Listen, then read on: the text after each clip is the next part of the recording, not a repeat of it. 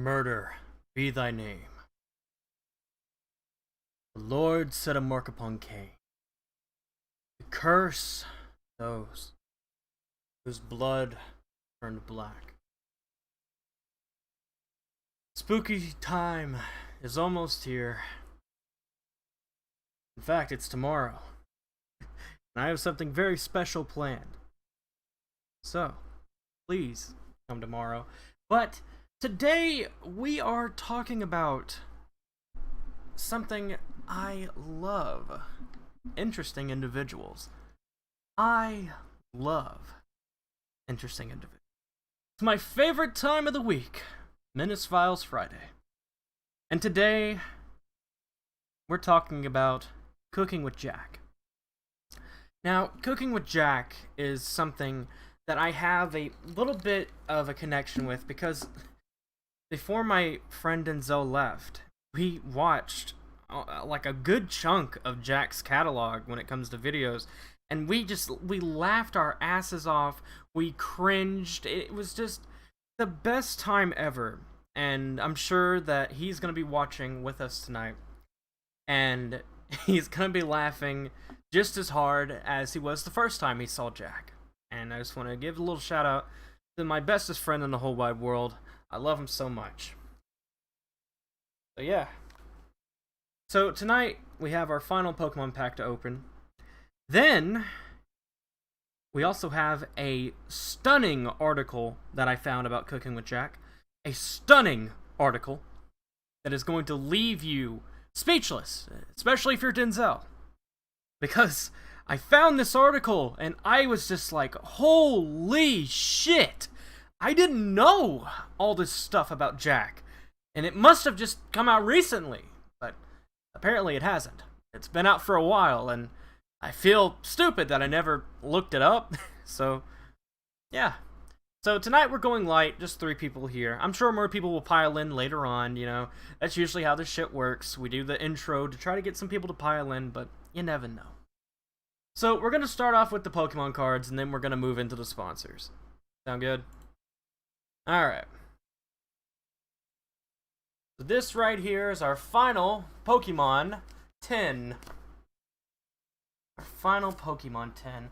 And I hope that you are excited to finally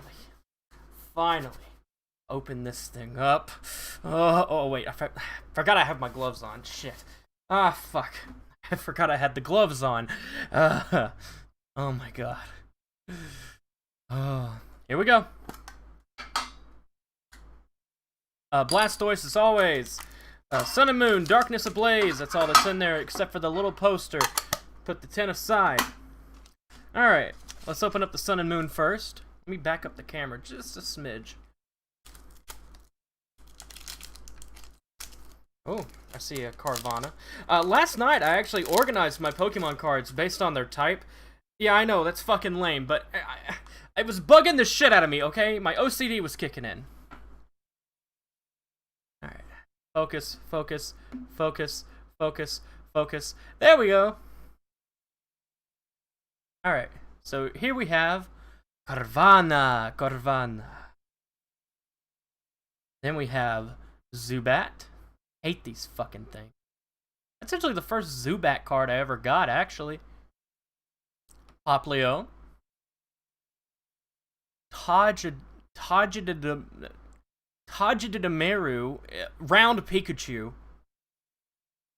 Shelder. Hey, a second Dratini! And it's holographic! This is actually the only dragon card I have in my collection. It's fucking Poggers. Decidueye EX. Look at that! We're gonna put him in a card condom, hell yeah. Dark Energy, need more of those actually. Let me put my holographics aside and then we'll look at them after. Alright, Trainer, we got a Pokeball. Another Granbull. I need more fairy types. I don't have a lot. Metapod. I have a lot of Metapods. So yeah, that's that out of that. So yeah, let's get a good look at that Decidueye. Now, usually these kind of cards, they go for at least a good $4 to $5. depending on where you're looking. And they have to be in mint condition, and this one is a little bent. So, I don't know. I guess this depends on how you define mint. I mean, it's fresh out the package, but it is a little bent. Alright, let's see.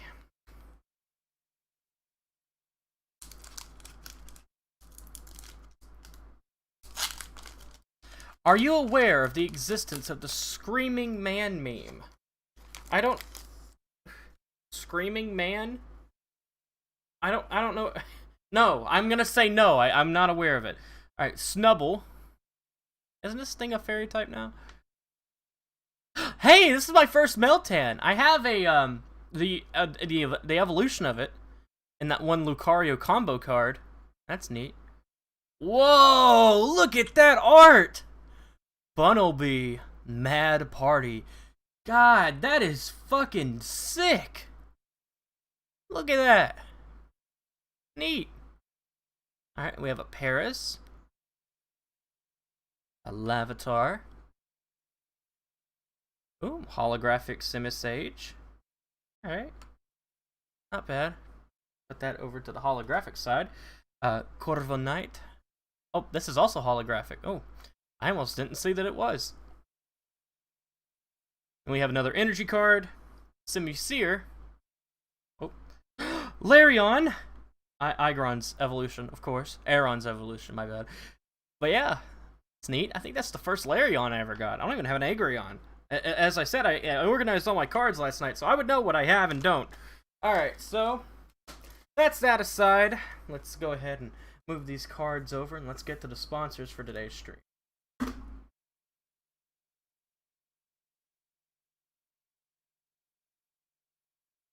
Let me clean up my work area. Alright. My light over. Move this over. Alright. Now I'm ready to do the sponsors. By the way, the song that we played for the intro here was The Year Without Summer by American Murder Song. Again, I've been listening to so much of their music. It's so fucking good. Like, legit, if you haven't listened to that album that I've been recommending all fucking month, like, what are you doing wrong? Like, come on. Alright, so today's sponsor is this. Jones Barbecue and Foot Massage. Jones Barbecue and Foot Massage. Better come down here, get some of this shit. You like to eat? America loves to eat. So why not open up somewhere America can sit down, enjoy a meal, and get their feet rubbed? We'll fry anything you want for $5.99. As long as it's friable or edible, we're gonna make it deliciable. We will fry parts of the chicken you didn't even know was friable. The beak, the feathers, we'll fry candy bars. All that European stuff that you don't really normally eat, we'll bring it down here and fry it for you. Ask McDonald's to fry something other than what they normally fry. Guess what you're gonna get? Nothing. If it fit through the dough, I'll put it in the fryer. Hell, this is a dinosaur. All our meats are gently tenderized to their optimum deliciousness. We got fine dinosaur meats. Took my money, made me pay child support. Come on down here and get you a slice. Once they get your social security number, it's over. Motivated, motivated, motivated, motivated. So friends, let's just decide you don't want no barbecue. Well, that's fine too. Why not let one of my foot specialists or myself perform our magic? Look at that, don't they look wonderful? If you really pay me enough, we'll massage your feet in any of these sauces also. Success is the rule down here at Jones Good Ass Barbecue and Foot Massage. So go ahead and give me a call or find us on the worldwide internets at the new website. That's JONES BigAssTruckRentalAndStorage.com/Jones Good Ass Barbecue and Foot Massage.html. Excuse me, did you call number 52? Did you hear me call number 52? Alright. Again, if you want to go to Jones Good Ass Barbecue and Foot Massage and you want to get 20% off your order, you can use code MenaceFootJob for 20% off. Now that's MenaceFootJob for 10% off. Or 20. It's 20. It's 20% off. He told me to say 20. Oh, fuck. Okay, let's get to the rest of the sponsors for real, though. This is my merch shop. Welcome to the merch shop. Pick you out something really nice. Look at this. Look at all these funny shirts. Don't you want to get one of these and put it on your body? I know you do. I know you do. Hey, Christmas is around the corner. And you know good damn well we're gonna be making a Christmas shirt. But hey, limited stock for the Spooky Menace. This is going away, and you won't see it ever again. Order yours in the next 2 days, or this shirt is just fucking gone, alright? This shirt is disappearing. So order yours today, or else you'll never see it again. May I repeat myself, order yours today, and you might get this. But if you don't, sorry bud, it's going away. It's going away till maybe next year. I might bring it back with a new one. Who knows? Let's talk about Road Dogs. Road Dogs is a charity I've been supporting for a long time. They help dogs that are handicapped, have a skin disease, or dogs that are being traded around in China for food. Now, that's a horrible thing, and I'm sure you guys can agree with me. So, please, head on over to the donate button and help save lives now. Just $5. $5. I know money is scarce, and I know that a lot of Americans nowadays don't have a stable financial backing, but neither do these fucking dogs. And I know good damn well you got $5.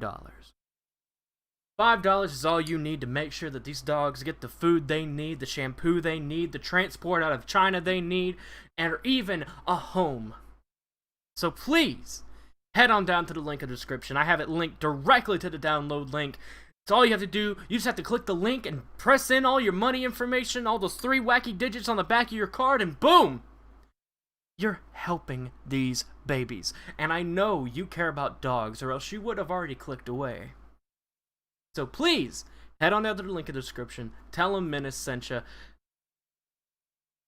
and tell them that you love these stinky little dogs. Now let's talk about Tear Bear Printing. Tear Bear Printing has been helping us out for a long time, and you can use code MENACE for 10% off your first order. Now remember, that's code MENACE for 10% off your first order of any of these fine 8 shirts. Election Day is literally around the corner. Like, it's Tuesday. It's next Tuesday. It's fucking crazy.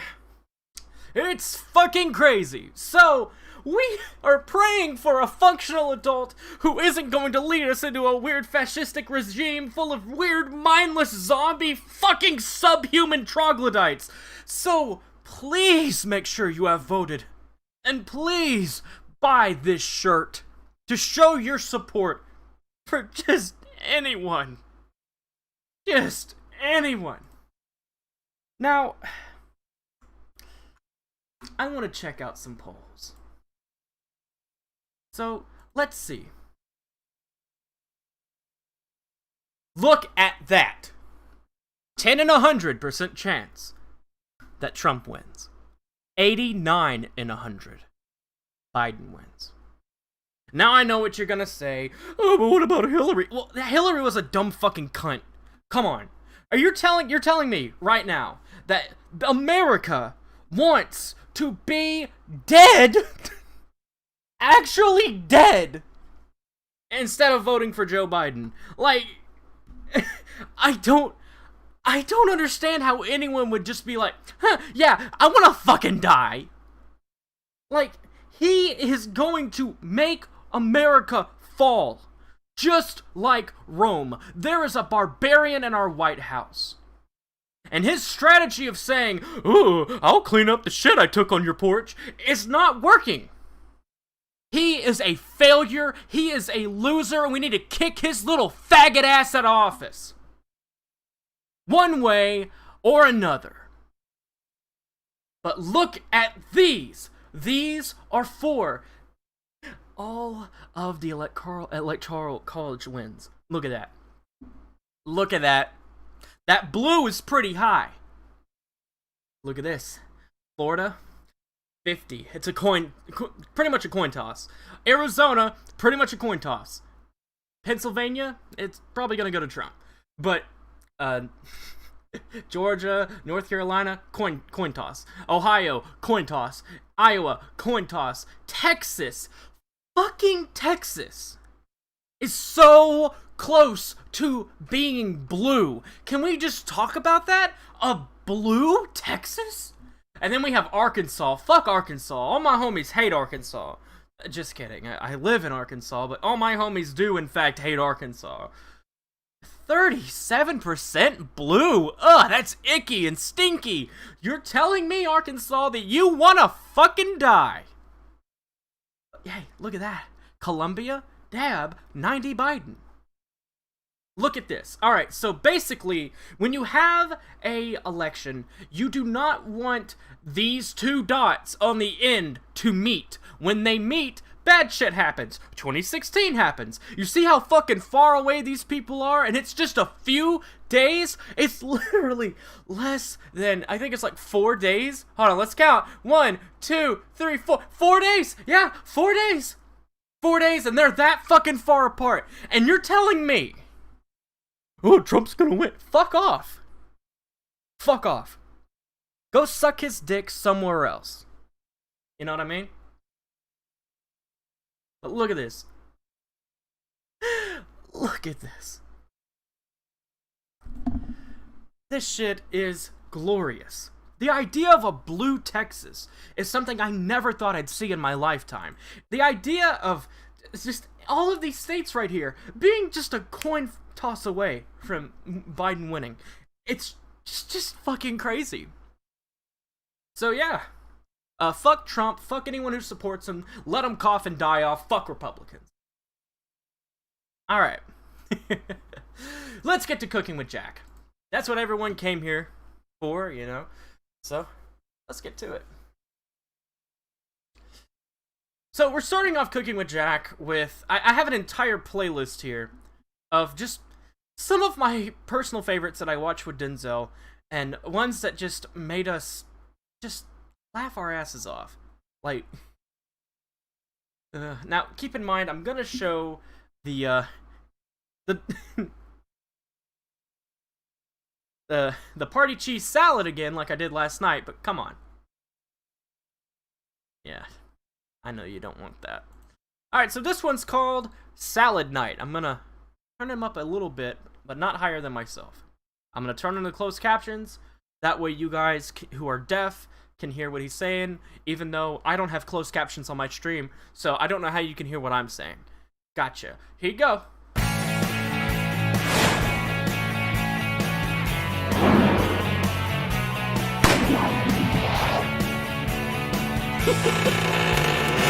That's Denzel's favorite part, by the way. When he just looks dead ass at the camera. Watch his face.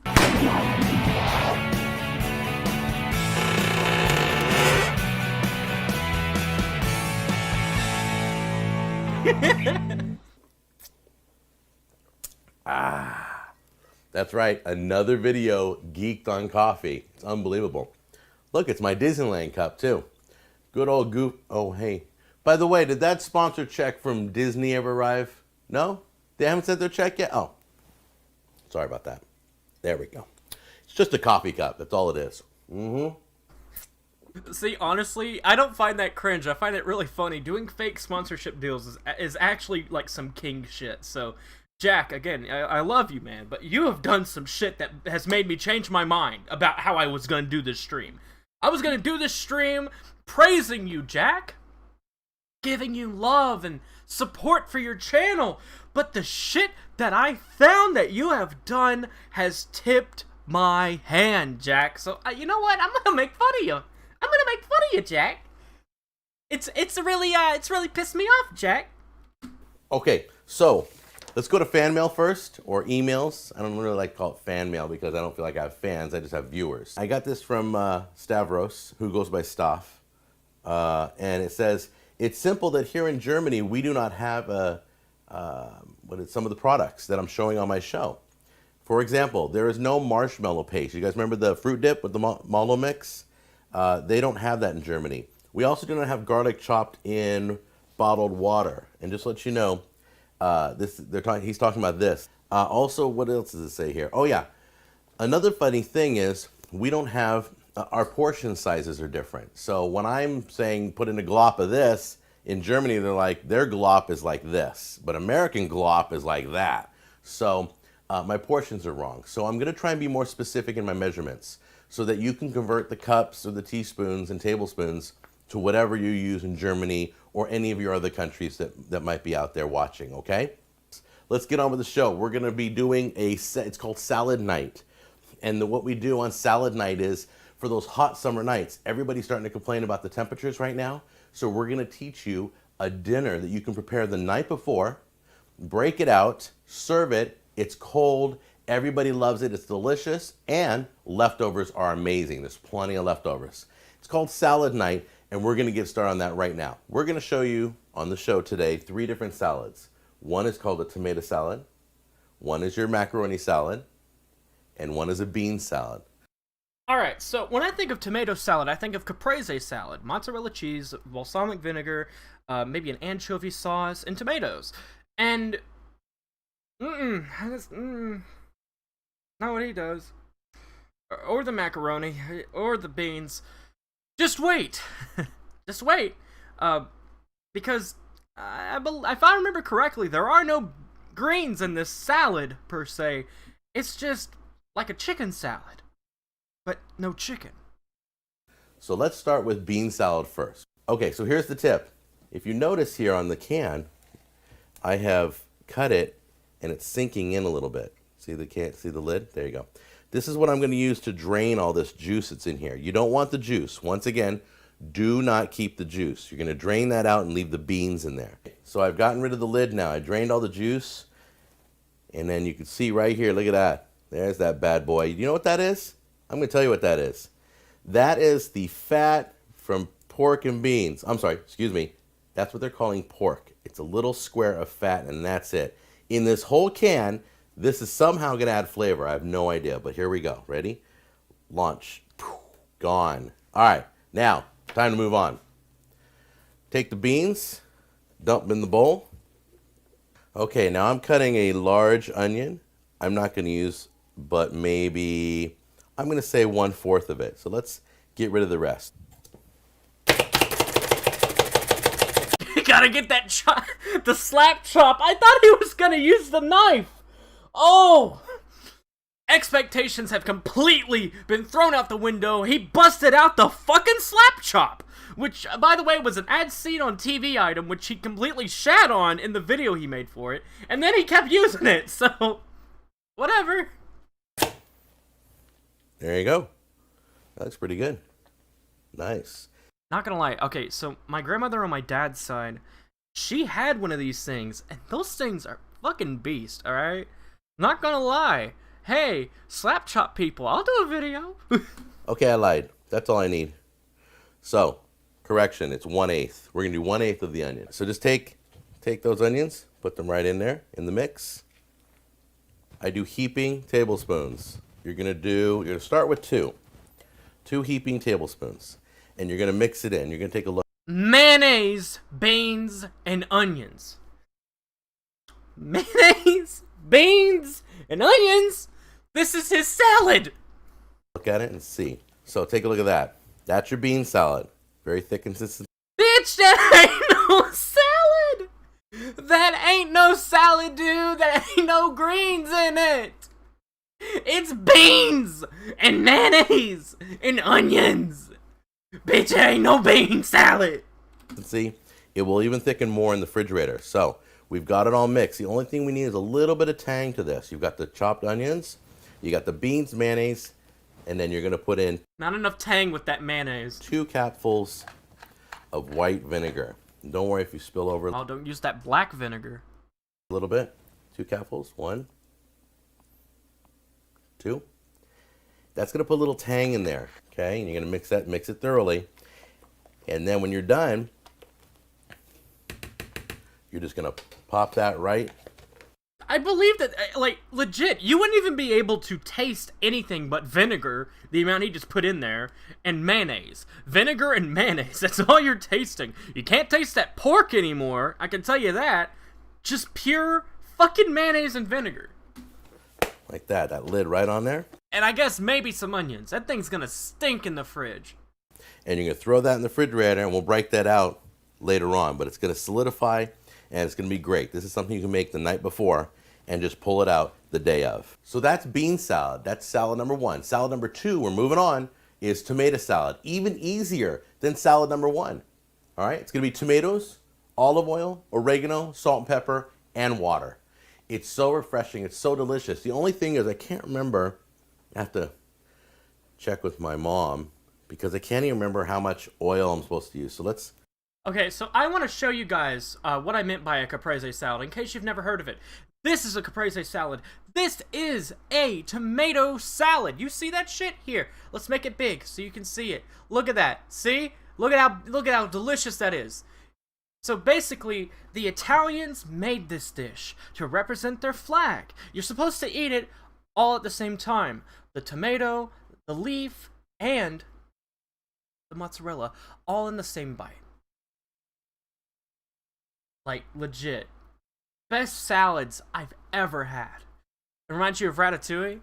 I can see that. I can see that. It's so fucking good, dude. The Italians knew what the fuck they were doing. I'll tell you that.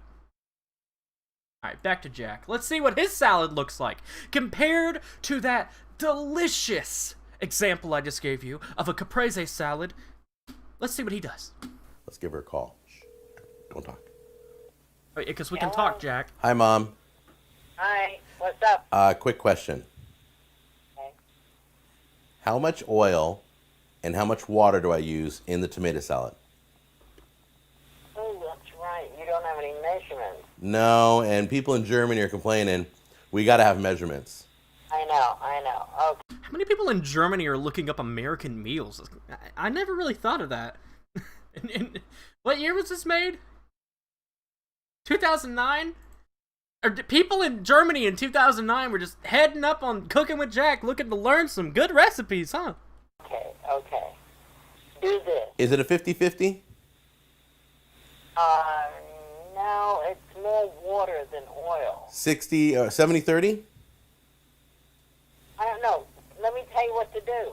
Okay. Add everything together, your salt, pepper, put it all in a bowl. Right? And then add some oil and add some water. Pay attention to what you're doing.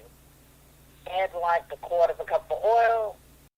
I feel like this is just filler. This is just filler. Oh, why that thumbnail? Oh, fuck.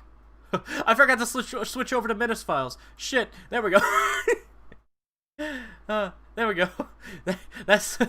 Oops. A half a cup of water. See what happens. Quarter cup of oil, half a cup of water. Okay. All right, that sounds good. Yeah, and see what it looks like. Okay. All right, now... And then if it doesn't look like it's enough oil, add another quarter of a cup of oil. Got it. This is just filler. This is 2 minutes of filler. I guess the video was too short, so we had to extend it a little bit.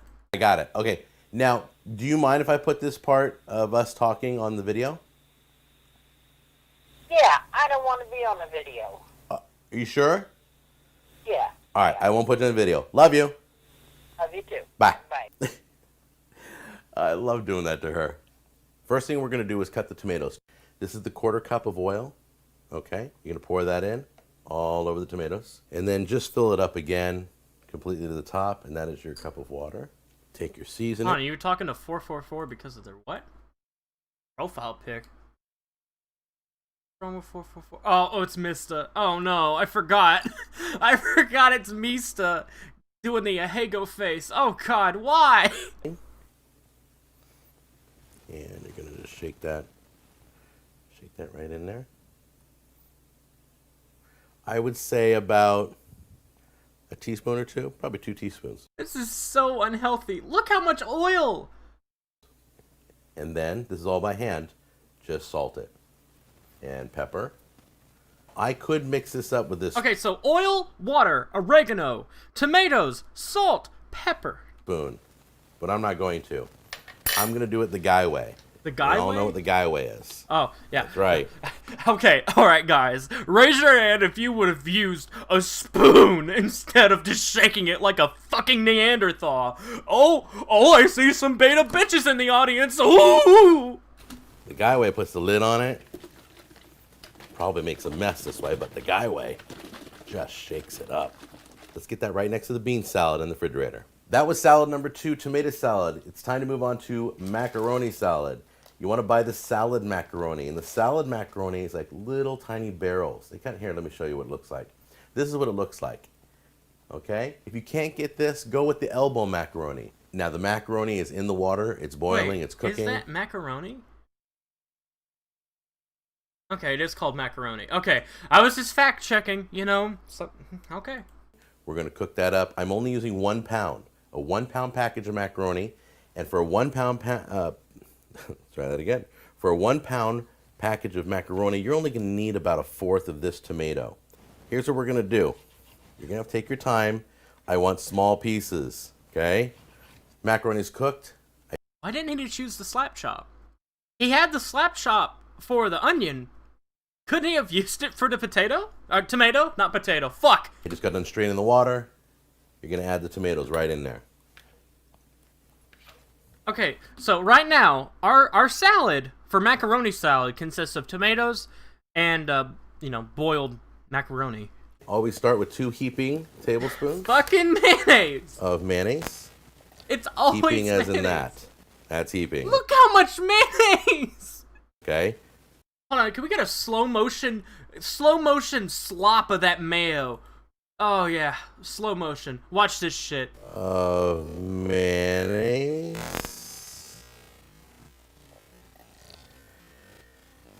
Heaping as Here it comes. in that.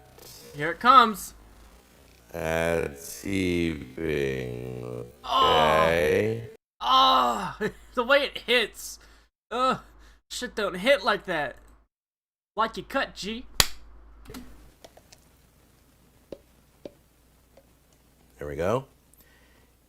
And then what you do is you mix it in and see if it's enough. So as you can see, there's some areas that still aren't coated very well. So you go with one more heaping tablespoon. Look, Do you guys understand why I wanted to cover Jack now? Like, he can't cook.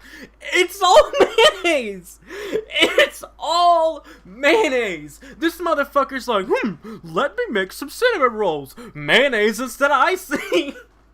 Ooh, shit, I need to make some ice cream. Mayonnaise instead of cream. Oh shit, I need to make some deodorant. Mayonnaise instead of soap. looks like 3 is going to be the magic number. 3 heaping tablespoons to the 1 pound of macaroni. For every spoonful of mayonnaise, you do a capful of vinegar. Top it off with salt. Pepper comes out a little slower, so you gotta do it just a little bit longer. And then take a moment to mix it in one more time. So we're just gonna pop a lid on that one too, put it with the other 2 salads, let it chill a little bit, and we'll take a look. It's time to taste these bad boys. That's what time it is. Oh. Did my mouth just water? I think it did. Shut up! All right, now I'm gonna try and do this professionally. Not gonna zoom in like on the pizza video, I promise. But I gotta taste 3 and we gotta close up out of here. So let's try this. Here we go. Oh yeah, just put the spoon back in. Mmm. You could tell this is a post or pre-COVID world. See, nowadays he would have had to put the spoon underneath his mask and then put the spoon directly into the sink, burning it with boiling hot water and disinfectant. Okay. Macaroni salad, delicious. All right, let's try the marinated tomatoes. See how those are. Mmm. Now remember, our marinated tomatoes are just water, oil, oregano, salt, and pepper. That's all it is. Okay. Just enough oil, just to coat the tomatoes. Not Dude, shut up! That shit's gross. And then the other one's got like 5 fucking pounds of mayonnaise in it. too much oil. The oregano sits right on your tongue. It's absolutely delicious. Mmm. You know what? The chopped onions in there soften just enough. There's a little bit of a crunch. Fuck off. Lazy Man's omelet. Oh. This one. Okay, so Jack has a series on his channel called the Lazy Man series, where he does stuff like a lazy man, or also known as, also known as half-ass as a recipe. So, we're gonna be tackling a few of these, just a chosen few, though. But mainly just the bad ones. I mean, okay, I'm gonna be honest with you. Jack does have recipes that do look good. I will give him credit for that. But fuck him. He's a piece of shit. And you'll know why I'm saying that. I mean, I feel bad for him. You know, I feel sympathy for him. But dude, he's a piece of shit for what he's done.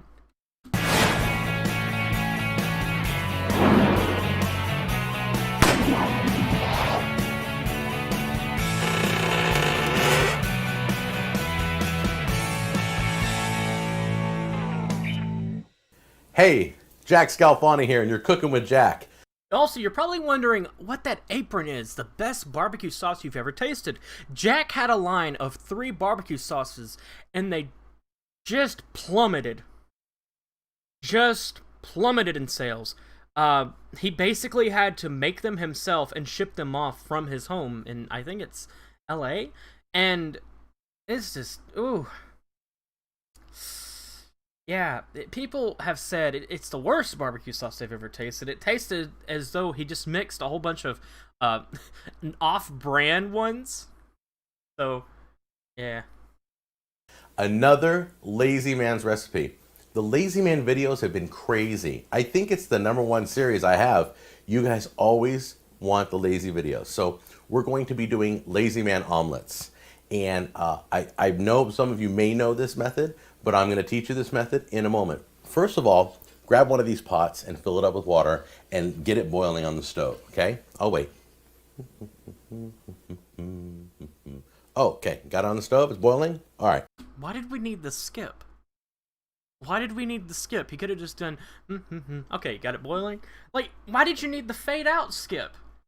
So let's get to some, What did he, like, do a mean, nasty brap halfway through the Like, he's over here going, alright, I'll just wait. Oh, fuck, I gotta cut that out. What is that again? It's time for viewer mail. There you go. All right, now one of the people I want to say hi to is Olbus2. Olbus2 said that if I said hi to that person, I don't know if it's male or female, but they're from England. And if I gave a shout out to them, it'd make their life. So it's my pleasure to make your life. It just cracks me up. Also, there was Trash Can Oscar and Blue Rooster 94. I love your guys' name. Blue cock. You guys told me about a product called Poutines. Poutine. It's poutine. Poutines. Or is it poutines? Hold on a minute. Anytime I don't know how to pronounce a word, I go to the iPhone. It's called, is it Poutines or Putins or, unbelievable. Let's see what the pronunciation is. I think it's a French word. And I'm going to show you a picture of it. In fact, while I'm looking it up, here's a picture of what it looks like. Yeah, poutine is, I believe it's cheese curdles, caramel, and French fries. Yeah, it looks scary, but I gotta tell you, it probably is delicious. So anyway, they want me to try one of these, so we might make one of those on the show. I think it's Poutines. That's my best effort. So there you go. Anyway, thank you guys, Trash Can Oscar and Blue Rooster 94, for the Canadian food of French fries, brown gravy, and cheese curds. Oh, it's gravy, not caramel. My bad. It's gravy. Why did I think it was caramel? Fuck. Oops. Yeah. I think, I'm almost positive it's French. Because French is like all over Canada anyway. And by the way, Canada, what is up with you guys? You guys are blowing up. Seems like every You guys are blowing up. other comment is from somebody in Canada. You guys are all over the place. I know. Canada's got a really bad terrorist. You know, there are other countries like Germany and Lithuania that also have a lot of viewers, but Canada, you guys love food, I guess. All right, so this is what we're going to do. We're going to have a country contest, and down below this video, you can leave comments. So this is what I want everybody to do. I want you to shout out for your country. That's all I want you to do. You can leave a comment, but start off the comment with your country, and then whatever you want to say is fine. Yeah, do this right now. Do this right now. What's your favorite fucking food from America, bitch? What's your favorite fucking food from your country? Say it right now. Say it right now in the chat. What's your favorite fucking food? Dude, mine. My favorite food that I have in the USA would have to be Arby's Euros. Dab, dab. Arby's Euros and Arby's mac and cheese. Dab. What's your favorite food and where's it from? Come on down. Borber, I don't know what that is. Ice cream. Ice cream's pretty good. What kind of ice cream? It's pretty generic. You gotta say a type. It's kinda generic if you just say ice cream. Fine. All right, Sweden, anywhere, Denmark, all you guys. I'm going to see who's number one. Whoever gives me the most comments is going to win. So let's get those countries going, all right? And USA is USA. I don't want to see no Massachusetts, all right? That's not a country. No Massachusetts. Get out of here, you cousin from Boston. God, I hate those fucking Boston Lager commercials. They're so goddamn annoying. Worse than the French Hill ads. That was great. All right, so forget that. We're done with that. Let's get into cooking. Oh, you meant burger. Okay. That's what the show's all about. Here we go. You got the pot of water boiling? Good. Put that over here. You don't even have water in it, this fucking lying bitch. Just keep that boiling. We're going to be using that in just a minute. We're going to bring you in close and show you exactly how to do this. It's quick, it's easy, and you can cook more than one omelet at a time. I love this. All right, here's what you're going to do. The water's boiling still, hasn't gone to a boil yet. It'll be ready by the time we are. All right, so I'm gonna pause this right here. Let's take a little guess from the chat. What do you guys think this recipe entails you do with your omelet? All right, you have a little do do do do do do do do do do do.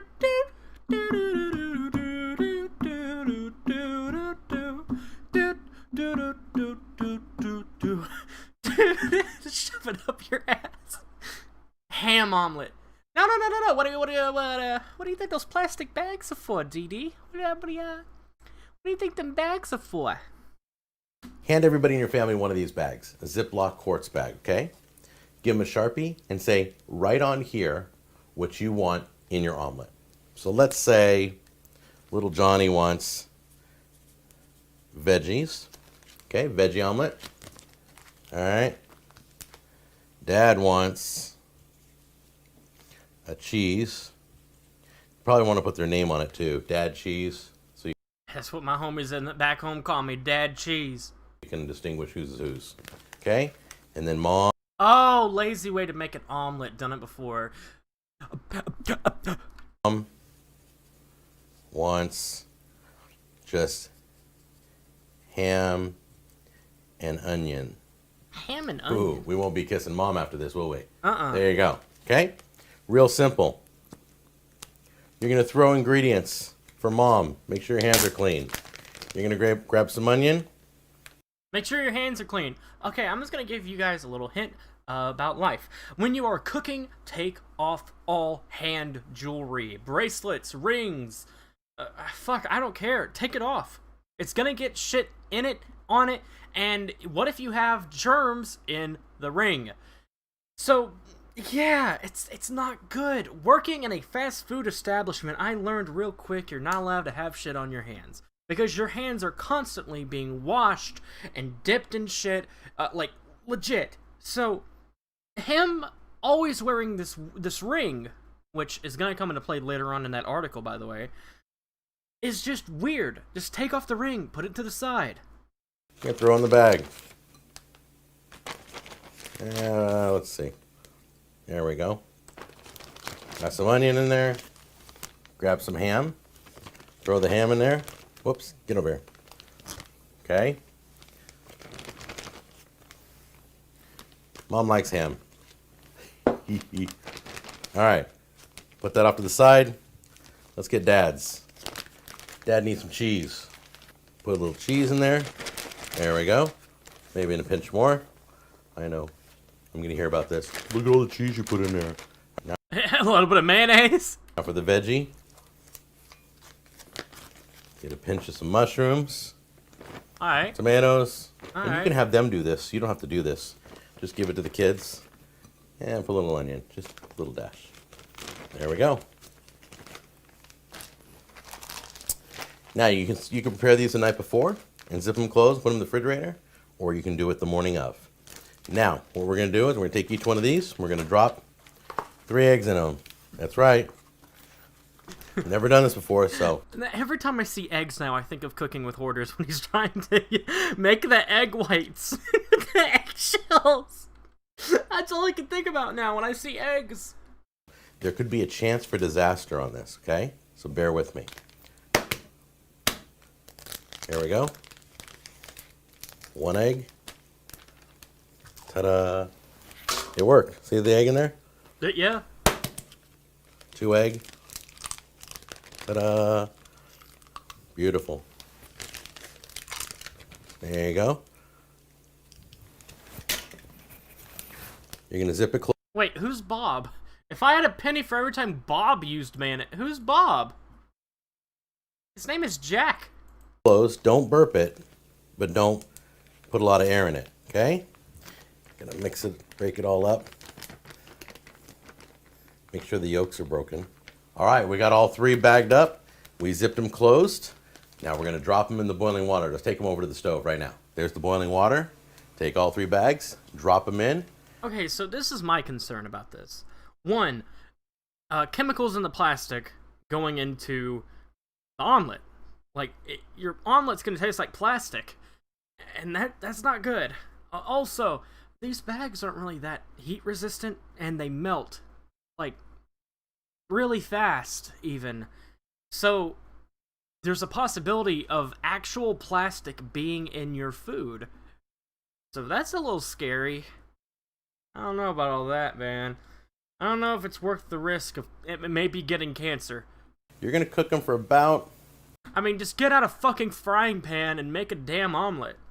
8 minutes, and they're gonna the air's gonna expand. When they get really, really big, you're gonna burp the air out of them, and then cook them again till they expand. Okay? You gotta brap.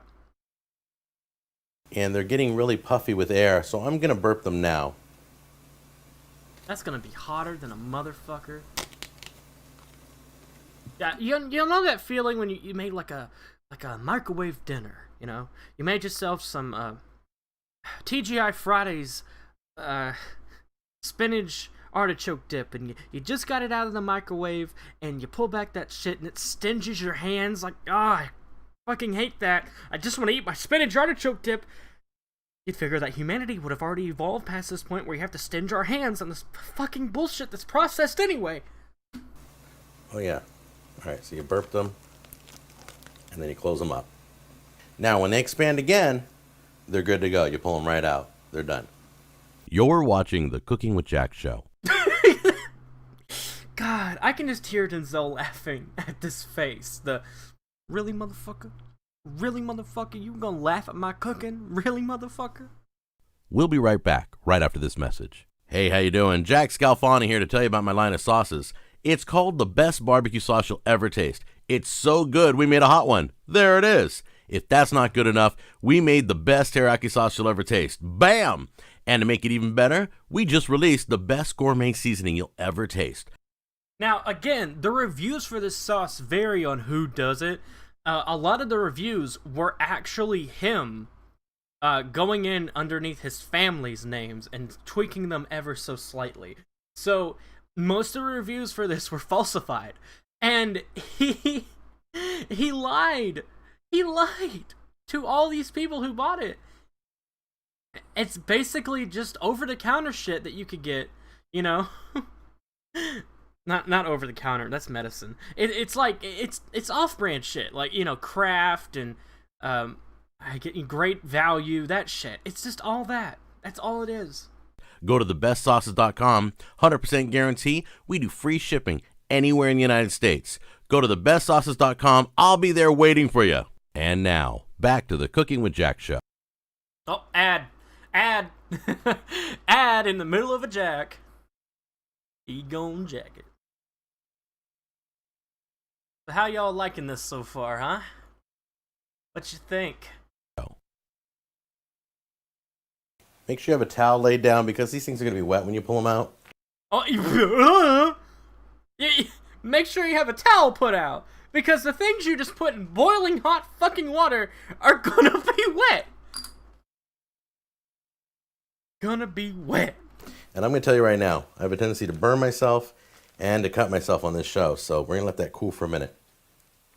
Why do you do it this way? Before we open these and take a look, see if it worked, you do this so that everybody eats at the same time. How many times have you done breakfast? One at a time. Another thing is you can do this on camping trips. Throw them all in one big pot. Everybody eats at the same time. The beauty is everybody eats at the same time. That's what's great about this. This isn't the perfect omelet.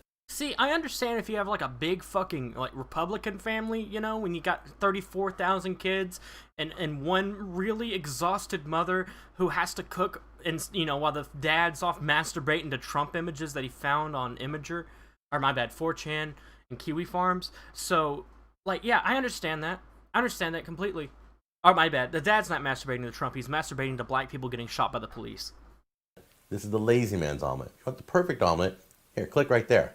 That's the perfect omelet. You can go to the video in a minute. But for right now, oh, yeah, this is the lazy man's omelet. Let's take a look. I have no idea how to get these out, so I'm just going to cut it and see. I have no idea how to get this Ziploc open. No idea how to get a Ziploc open. I'm just going to cut it open. Man, if only there was a way to open a Ziploc. Oh man. See how that works. Oh, wow. Look at that. Ta-da. It's beautifully cooked inside and everything. Gorgeous. Oh. Ah, ooh, hot. That just looks fucking gross. It looks all like, it looks plasticky. Like, this looks like some shit you pull out of the microwave. Not, you know, off the oven. It looks so gross. McDonald's fucking eggs look better. And that's saying something. Look at that. All right, let's take a look at the veggie omelet. Doo-doo-doo-doo. Look at that. Beautiful. And you can see, it's kind of funny. You can see all the insides all cooked too. See that? Beautiful. In fact, let's cut this open here.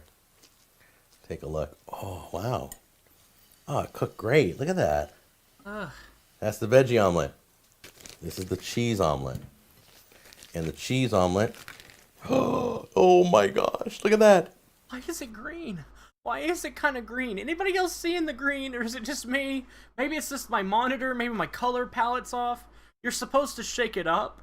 Oh. The cheese omelet.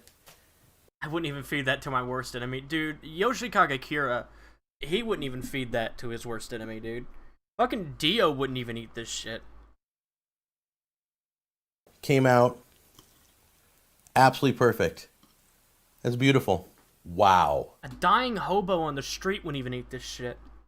That was totally cool. I can't believe it worked. One of the many trapped Mexican kids at the border wouldn't eat this shit. Nor would the women who are getting forced hysterectomies, basically sterilizing their entire race. No, they wouldn't eat this shit either. All right, so cheese omelet, veggie omelet, ham and onion. So pretty much anything you want to put in an omelet, this will work. Oh, I was so worried. I never know. Do these things the first time. So check. He's never done it before. Oh. Alright, now this video, the poutine video, was so panned. Look at that. Alright, so 492 likes to 576 dislikes because he fucked it up so bad. So here we go. We're gonna learn why this video was so disliked. Can we see what ad blocker you use? I use a Fair. Hold on. Yeah, I use Fair block. Basically, it blocks ads, but also whitelist websites. Just on this page alone, I have blocked 35 ads. I can also block certain elements of the page. So let's say I didn't want this video here, I can block this where it doesn't show up anymore. But I don't want to do that. But as you can see, he had to do a redo of this video.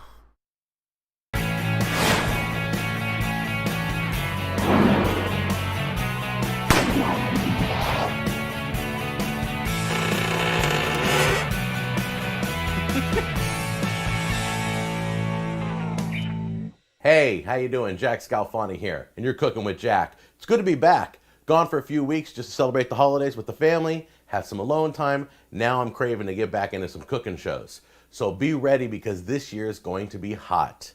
Today we're going to be doing something called poutine. I had some pronunciation lessons from people in Canada. Some people call it poutine. Some of the French call it poutine. There's like an S sound in the middle of it. However you want to pronounce it, I'm going to say poutine because that's how it's spelled in my dictionary. So we will move on that in just a moment. But first I want to tell you who won my contest. I asked you to tell me what my favorite Christmas song was. My favorite Christmas song was Carol of the Bells. And you guys know that one, right? It goes... Oh, fuck. Okay. Oh, man. What's my favorite Christmas song? That's a hard one to think of. What's a Christmas song that I like that always puts me in the mood?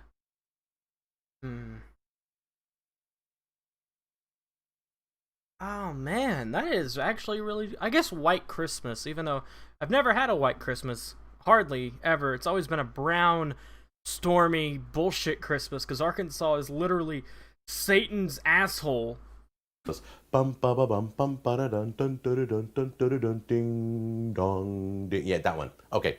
Anyway, I don't sing for a living. That was my best effort. Wait. One. Oh, bum bum. Dude, he's doing the OK. He's doing the OK symbol. Dude, he's a white supremacist. Ba da dun dun dun dun dun dun dun ding dong ding. Yeah, that one. Okay. Anyway, I don't sing for a living. That was my best effort. The first person to guess that was Danny ZB. Or it's Danny's B. I think it's Danny's B. That's how he pronounces it. Danny's But B. anyway, he was the first one to guess Carol of the Bells as my favorite Christmas song. He was right, and we've already shipped him out his choice of sauce. Now, you ready? I'm still in the giving Oh man, what a winner! spirit, even though the holidays are over, and I'm ready to do another giveaway. So get ready. This year, I have a trip planned to go to an American city and shoot a cooking video in that city. Not going to tell you what city it is. Whoever guesses this American city first gets their choice of free sauce from me, and I'll ship it right out to you. Now it's time to get into the recipe.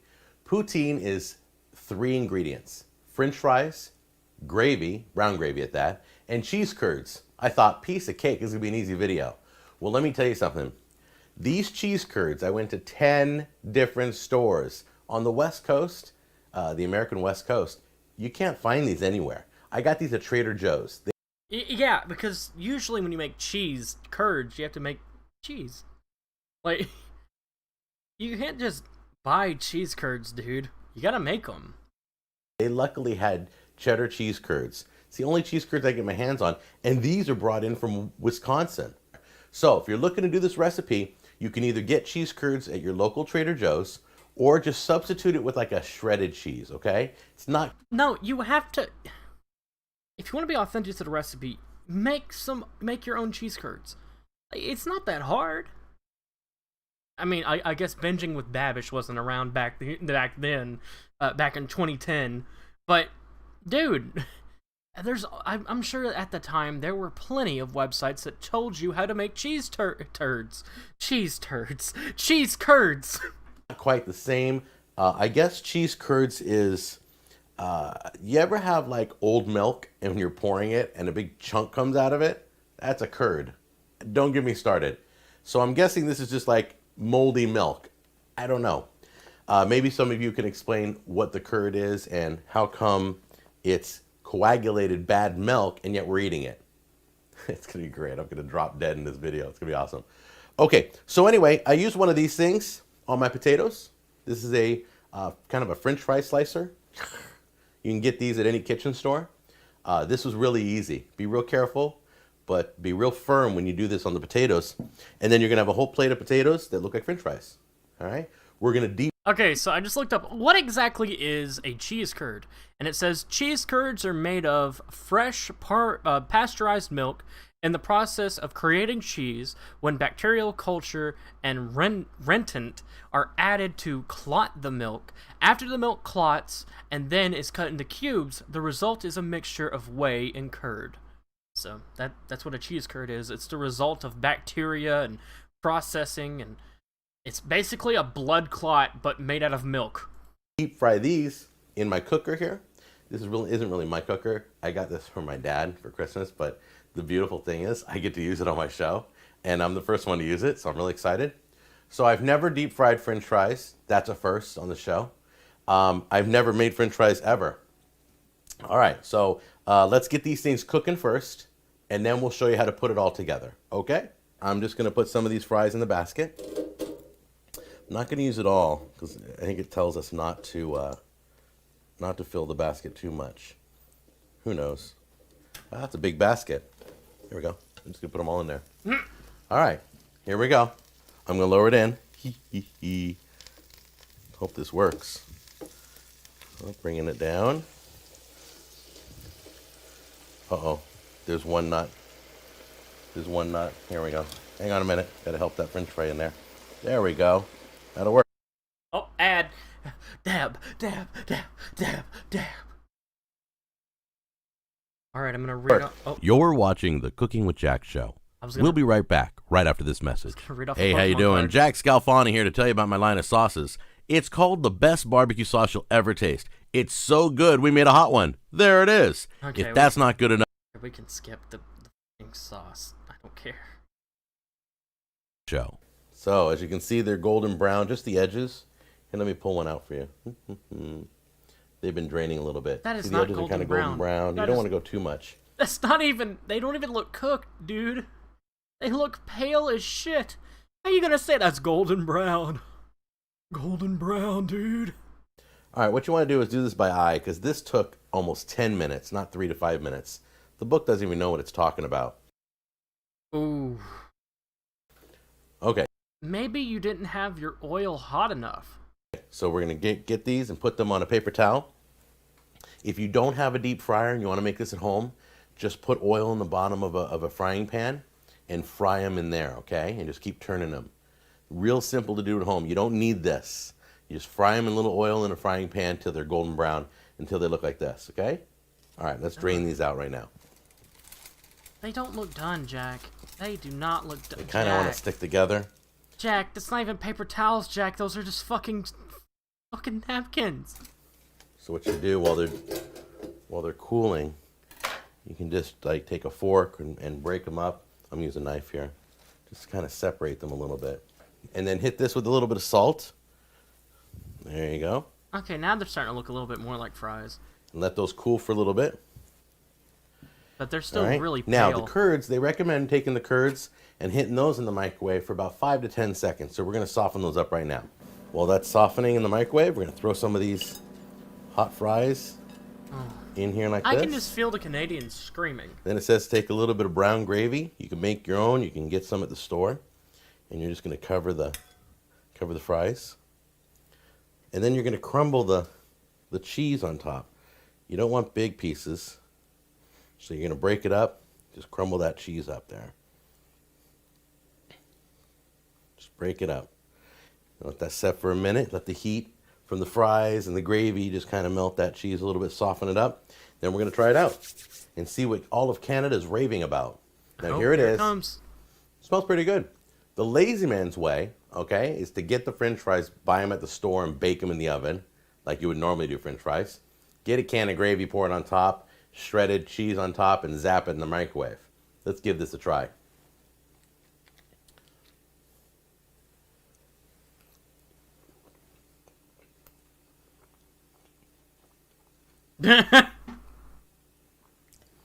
It's not bad. You definitely need the salt on the french fries, though. That's not bad at all. Oh, it's not bad. The second bite, you get used to the flavors. meaning the first bite was bad. You gotta get used to the flavors. Oh. I'm just not used to brown gravy on my french fries, but it's pretty good. He's snarling his nose the whole time. So good. Oh, oh, so tasty. Oh, so tasty. Something different. This is what Canadians are eating. It's so popular that Every bite he gets more xenophobic. He's like, these fucking Canadians. Oh, so good. These Canadians, man. a lot of the fast food joints like KFC, they serve this there. Hey, you guys want to know a really fun fact about Canada I know? Canada actually has a higher population of white supremacists than the United States. Fun fact! All over Canada mainly comes from Quebec. All right. That's real good. Okay. Before you go, let's hit the viewer mail. Oh, I'm sorry. Before you go, let's hit the... It's time for viewer mail. There. Can't forget my buddy. If I left him out, he'd be all upset. I know it's a new year, but he's back. Okay. Where we got? Oh, here we go. The Irish Fan 92. Okay? How much you bet The he's from Irish Fan Ireland? 92 asks me for an update. You guys saw that I submitted for the next Food Network star? Okay. They never called. Yeah, what a Food Network. Oh, let me be on Food Network, please. The rest of this is just him bitching about how he can't get on Food Network. But I want to see some. Oh, comments are turned off. Let's see his redo real quick because I didn't get this one in the playlist, but we gotta get it. You know how it be. You know how it be sometimes. You're Russian, and you drink some vodka, and you're Russian.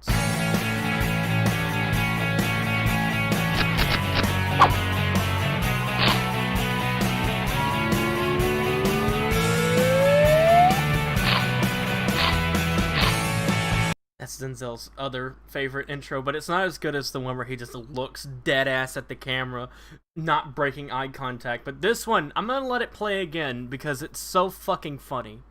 I'm gonna put these cookies here. Oh, let's go put the cookies here. Oh, what was that? Jack. Was it me? Woo! Yes! Woo! Hold on. Woo! Yes! I want to open up every fucking stream like that. Woo! Yes! Woo! Yes! I nailed the gravy last week, didn't I? That was awesome. The perfect gravy. Now it's time to redo video number 2. Now, for those of you who are new to the show, about a year or two ago, I did poutine and I did the perfect gravy, and both those videos I completely did wrong. They just weren't proper. And we decided to redo 2. Not surprised to hear that. I've watched videos about people in Canada picking on black people. It's really fucked up. Yeah, like I said, the highest amount of white supremacy compared to America, that is saying something. That is fucking wow. And it's not even towards black people, it's towards indigenous people that were there first. 2 videos. So we're going to do it. Last week was the perfect gravy. Now it's time to do poutine, which is a French-Canadian dish out of Quebec. And my friends from Quebec have helped me on a few tips. One tip, the gravy has to be piping hot. If it's not piping hot, it's not good poutine. The other thing is, you got to double cook the fries. You got to blanch the fries first. That's right. At 325, the oil's got to be just kind of a medium temperature. You're going to hit it for about 2 to 3 minutes just to partially cook the fries. You're going to pull them out. You're going to drain them, and then you're going to kick it up to 375, pop them back in the oil. I didn't know this, so I've learned. Is it true that they are forced sterilizing indigenous people? Yes. A lot. I apologize for the first one, but we're going to nail it today. Come on in and I'll tell you how to prepare the fries. That's right, you're going to have to prepare your fries, so be patient, okay? So first you're going to peel them. You're going to peel all your potatoes. Then you're going to use either one of these French fry cutters, or if you want to do it by hand, that's fine.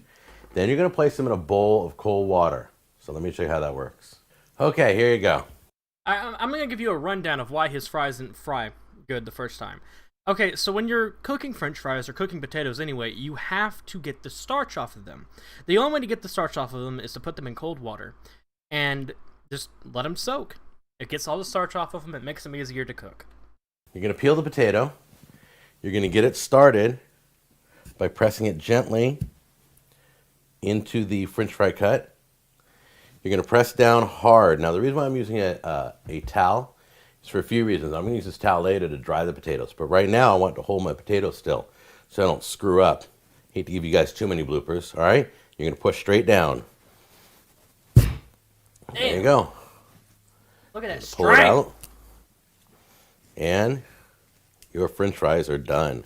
You can do this with each one of them, okay? Make sure there's no dark spots. If there's a dark spot, get rid of it, okay? No darkies in my French fries? And then there we go. Then you can take this immediately after it's cut and drop it into the cold water. That will prevent it, two things. It's going to prevent it from browning, oxidizing. It's also going to take the starch out of it so it's not so heavy in starch. So cold water. Do that with each one of your potatoes. Man, white people are embarrassing to black people. Man, not a true statement has ever been said. It's pure cringe. White people are cringe. Even though I am white, I feel it. Also, I just noticed that the wood texture on my desk is a printed image. This isn't even real. What the fuck? This isn't even real wood? Is this even real wood? This is fucking me up. I don't know if you can see this, but the water's getting a little cloudy. All the starch is coming out in the water. Yep, there it is. So, cold water. We're going to let this set for about an hour. In the meantime, I'm going to go start preheating the oil in the deep fryer. But there it is. So, let's let that set. Hold on, I want to prove to you guys that my desk has a printed image of wood on top of it, though. Like, let me prove that my desk is a sham. Hold on. All right, so here's my camera. Let's make it big. All right, so right here, right? You see this right here, right? It looks like a wood texture. You can even see the grain. But if you get a little closer, it'll focus. It's sketched in there. Like, the wood grain is sketched in there so it has the texture. But this has no texture. And if you look underneath my awesome speaker, it's the same texture as right here. Same texture. Hold on, look. Same texture. Look at that. How? How is this made? Copy and paste. Yeah, probably. Set, and then we're going to throw it on the towel here and dry them off. Now that the potatoes are soaking, I'm going to show you my little deep fryer here. It's not a bad little, it's got a nice sized basket in here. But that doesn't... Okay, I should probably say, this desk is fucking great, by the way. I love this desk. Easy to put together. Amazon, it was great. You could do probably 4 pieces of chicken at one time. And I got this for my dad as a gift, and I'm the only one who's used it so far. Just kidding. I got it at Bass Pro Shop. I don't know if you guys have those in your area, but this was about $34. And That's a cheap-ass fryer. That's not bad. $34 for a fryer? That's a steal. Most, like, oil fryers are, like, close to $100. So $34 for an air fryer. Ooh. it will tell me, you got temperature settings right here. I am setting it for 325, and it will tell me when it's ready by this green light. So we're just going to do the blanching first. So by the time this is heated up, I'm going to take the potatoes out, and then we're gonna blanch them, and I can't wait. This is going to be so good. All right, the oil's ready. Green light's on, so let's get the French fries dried off so we can blanch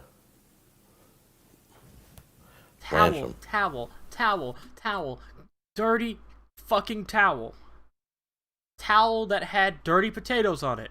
Towel that's, probably had his balls on it. And let's put it on the towel. Not a paper towel, just a towel. Now you're working with hot oil. Be careful, okay? Just take it easy. Go slow. Better to ruin the recipe than burn yourself. Trust me, I burned myself a few times. Okay, I'm going to put the fries in the basket.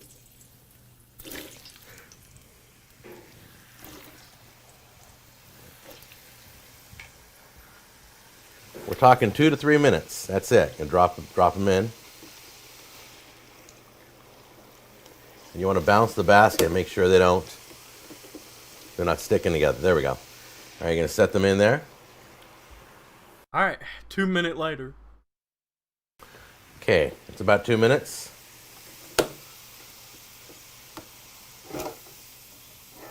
I'm going to pull them out of the oil, drain them, and dump them right here. Now take the temperature and go up to 375 and let that preheat to 375. In the meantime, Back on the we're towel. going to drop our fries again. With the towel! Get all the oil off them. Make sure they're all separated. Oh my god, can you imagine if there's like dog hair on that? Okay, I live with a dog. My dog Max, he sheds. Like, I could create Trump a brand new fucking wig with the amount of hair that comes off of Max. I'm surprised he's not fucking bald. But, dude, the amount of shit that came off that towel, lint, God only knows what is in this towel. Okay, we blanched the outsides. You can see that they're just slightly cooked on the outside, but they're not done yet, of course. Gently place our fries back in.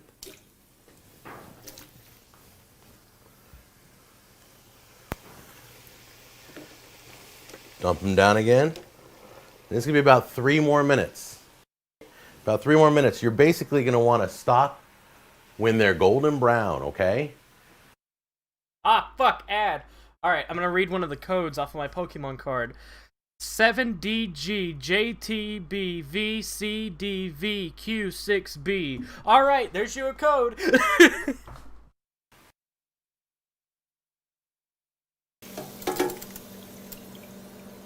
going to let that drain for a little bit, and then we're going to put our plate together. Let's plate this bad boy. Here we go. There's your French fries. Right there. Awesome. They look beautiful, don't they? Okay, now we don't get white cheese curds in California. You can find them, but I couldn't find them. And everybody from Quebec said that shredded white mozzarella cheese also is acceptable. So I'm going to pop this on here right now. Okay. Yeah, I guess they should have said it's mozzarella cheese, not cheddar. Oh, this looks so much better than last time. Okay. Yeah, got the it cheese does. going. Awesome. What's all that brown shit on that towel, dude?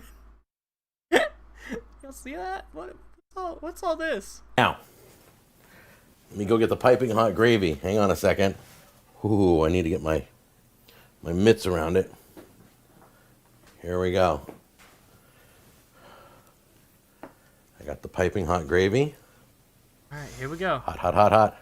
Let's see if we it go. made it better. This is the gravy we made last week. It's way hot. It's way good. Ooh. Okay. Look at that. See, this is what I mean. Jack actually makes some stuff that looks good. Look at that. That looks okay, right? Now, I wouldn't eat it because God knows what's on the towel, but it looks good. It looks good. Just smothered in hot gravy. That's beautiful. Oh, fuck. Gravy's gonna get on the towel. No! No! No! Cover the whole thing. The towel, no! Cheese melts. Oh! That The towel's been soiled. Gravy's for. Oh, beautiful. Ah, it's gorgeous. Look at that. Are we supposed to wash our French fries off the towel now that there's gravy on it? Is that beautiful? Did I do it, huh? That is awesome. That is how you make poutine. It's beautiful. Cheese under the hot gravy on crispy double-cooked French fries. Let's see the taste test. Come on, taste Now I it. get to try it for real. Let's do it. Wow, can you believe it? This plate's burned in my hand right now. It's awesome. And the cheese is all melted under the gravy. I mean, just look at this. I mean, this is how it's supposed to be when you pull it. Now, okay, that looks good. Yeah. That's what was supposed to happen in the first video. It was worth a redo. I'm telling you that right now. Here we go. Ready? One. Forget it. I'll forget it. Now, there's different variations.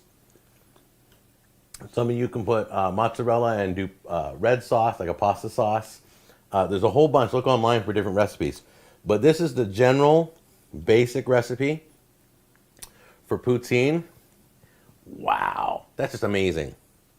All right, I gotta go. I'll see you on the next Cooking with Jack. Take care. Oh, God, we don't need the bloopers. All right. All right, so we need to go to the ice water burger test. All right. All right, so if you've made it this far in the video and you want another Pokemon code, I'll read one off to you. HDLXVPQVN7KX4. I've now listed 2 codes for the online game. And keep in mind, those were the cards we opened tonight.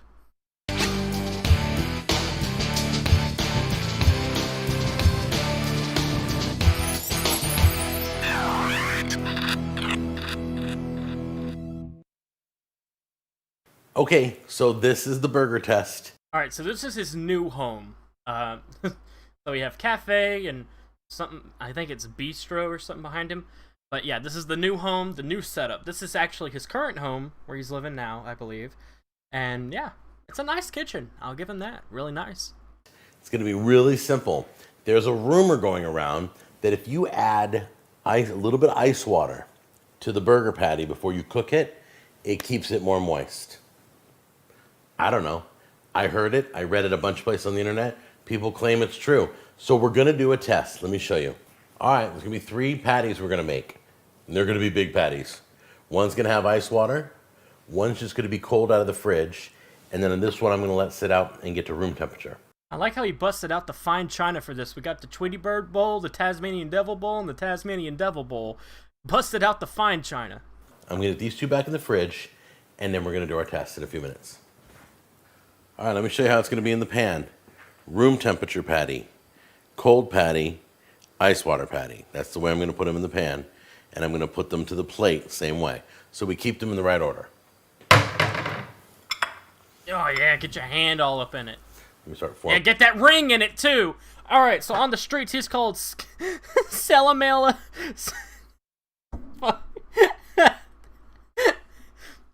Salmonella Skelclazzi.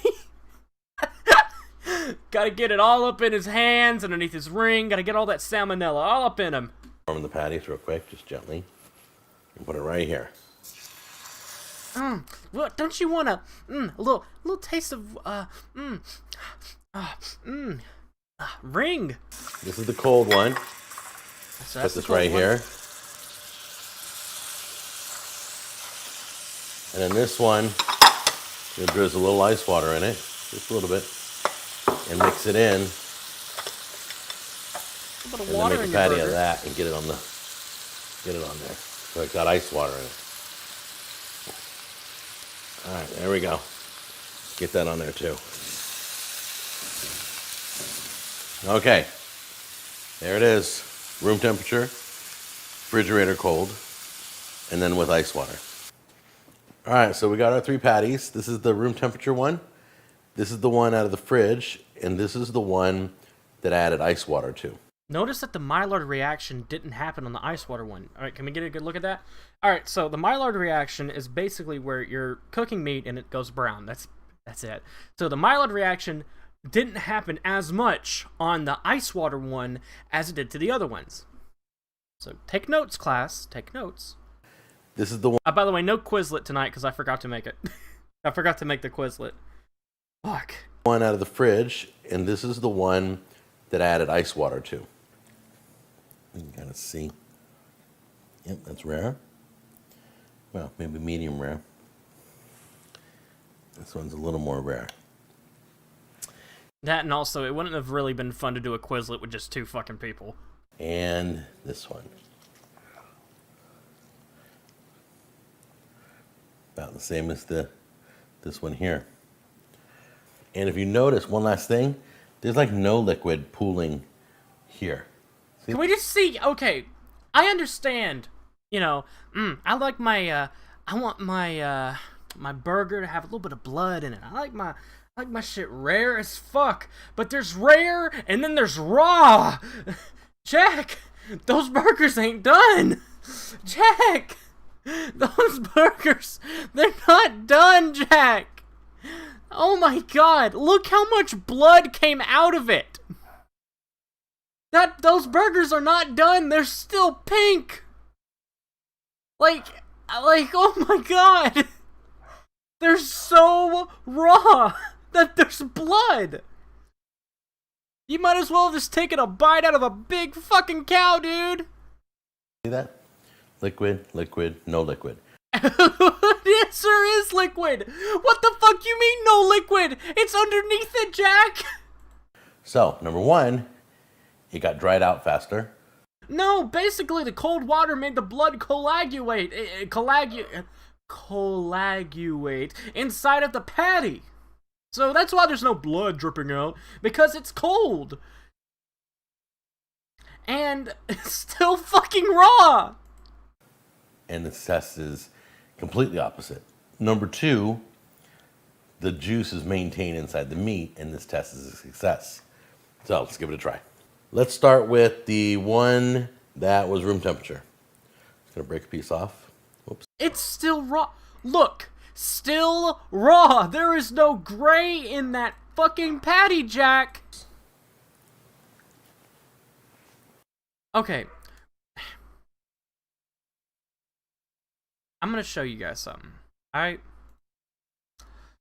So I'm gonna draw you guys a burger. I'm gonna draw you guys a beautiful little burger patty. Get ready. I'm gonna draw you a burger. Alright. So here's a burger patty, right? Beautiful, beautiful burger patty. Now, when you cut open a burger patty, you want to have a little bit of gray. A little bit of gray on the inside. So your burger patty should look like this, mainly. Like, you want to have that gray. Gray is good in a burger. People say, oh, it's shitty, oh, bleh. But, dude, you need that gray, or else, it's kind of gross, kind of nasty. Need that gray. So then, now, it's okay to have a thin, we're talking like this, You want that Maillard reaction going on all over, right? You want to minimize. Now, keep in mind, it's okay to have a little bit of pink, makes the burger really juicy, but this gray is what you want. You want gray, then pink. You don't want what he has, which is that. That's what Jack has. He has Maillard reaction a little bit. Actually, here, I'll make it more like Jack's. This is more like Jack's. He has the littlest bit of Maillard reaction, and then the rest of the fucking patty's raw. Look, this is Jack's patty. This is Jack's patty. Cooked it for 2 fucking seconds. You see my point? Alright.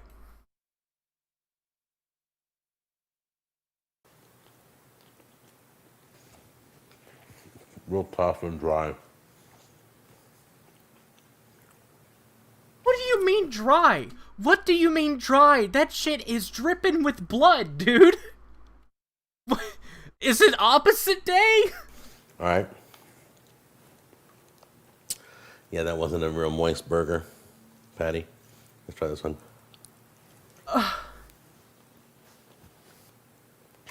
That one from the refrigerator. Tastes exactly like that one. Well, yeah. Yeah, because they're all fucking raw. They look different, but it has the same moisture-wise. They're okay. They're both kind of, I would like a more... The salmonella has completely tainted this man's tongue. How the fuck? More moist burger than that. All right, let's try the one with the ice water.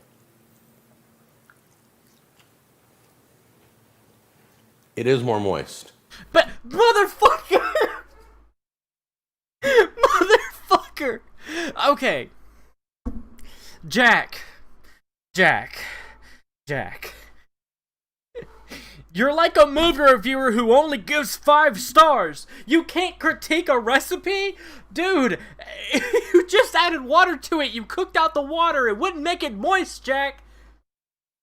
But it tastes more bland. It's like almost like, for some reason, putting the ice water in as it cooked, the flavor left. I don't know, washed out the flavor. Oh my god. No, Jack. You're just making shit up, Jack. Putting ice water in that burger made it more moist, but these are more flavorful. That has more moisture. Who would have thought that? Maybe you cooked it out. Maybe it's steamed up into your nose. Didn't even see that coming. All right. That's more moist. It does work. Who do you think owns the copyright for Bitmojis? Isn't that crazy? He's using a Bitmoji. You think they could sue? Alright. This one's good. The romantic dinner. Romantic dinner. I'm sorry if you guys can hear dogs barking. My apologies. I guess my sister's here to pick up her laundry.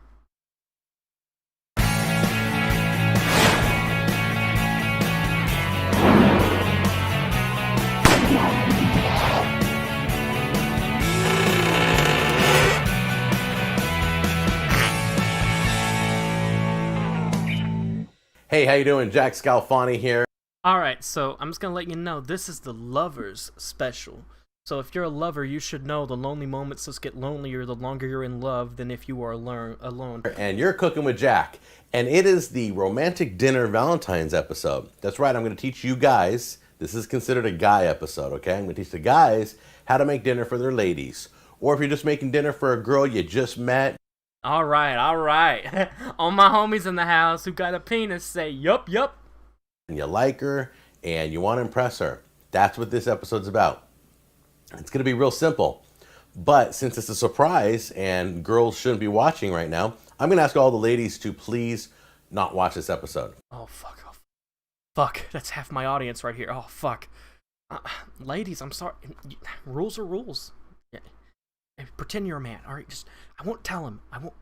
Shush. Okay, shush. We're gonna Trojan horse this shit. All right. Okay, so yep, turn it off. I'll wait. No women here, sir. To turn it off? Okay. Yeah. Because if you're still here, I'm not responsible for what I'm about ready to say because it's all guy talk. Okay. All right.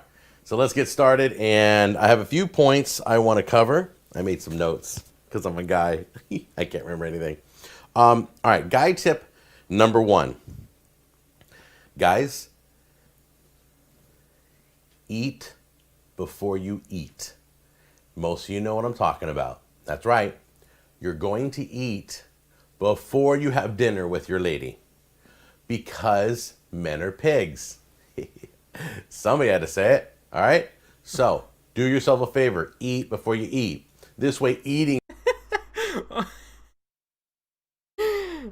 He sounds like a male feminist.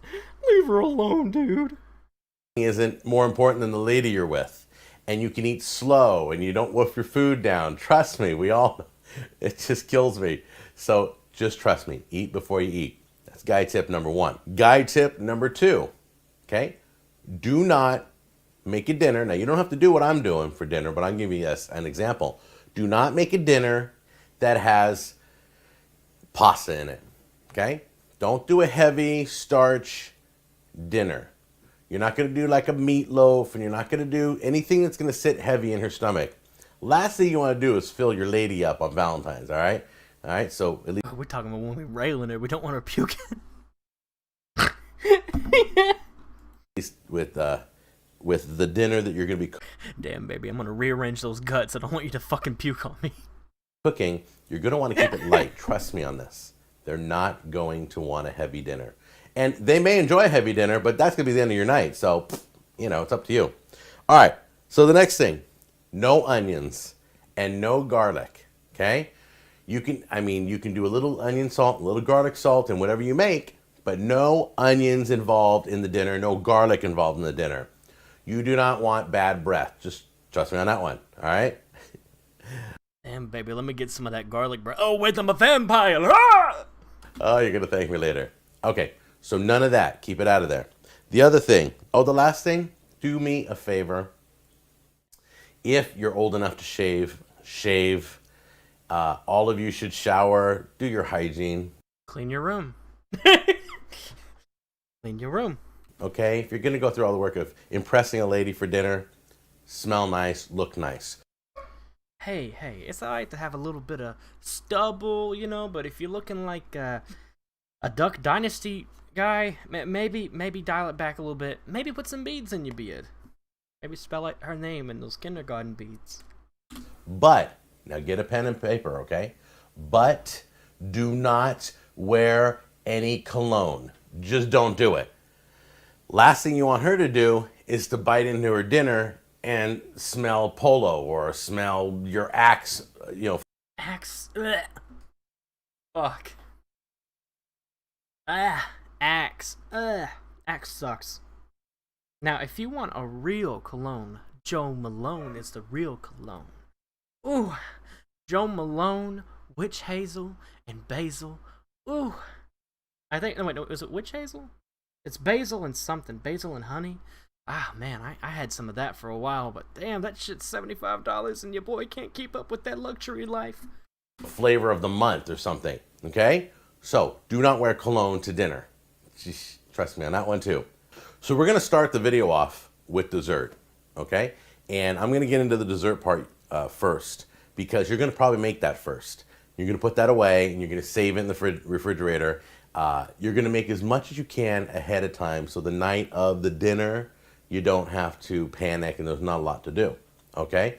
But let me tell you this. The only people I think that should make dessert are people who aren't old enough to get in a car and drive their lady to a place to go have dessert.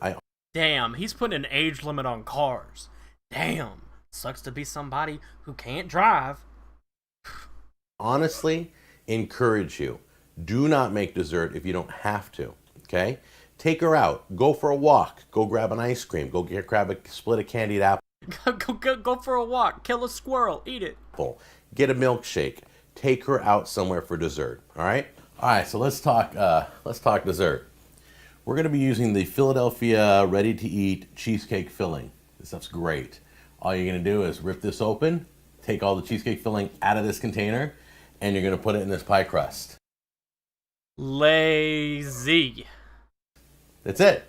And then you're going to chill it, you can cut it and serve it. It's delicious. Ladies like cheesecake. Easy to do. It goes right in there like that. No, not like that.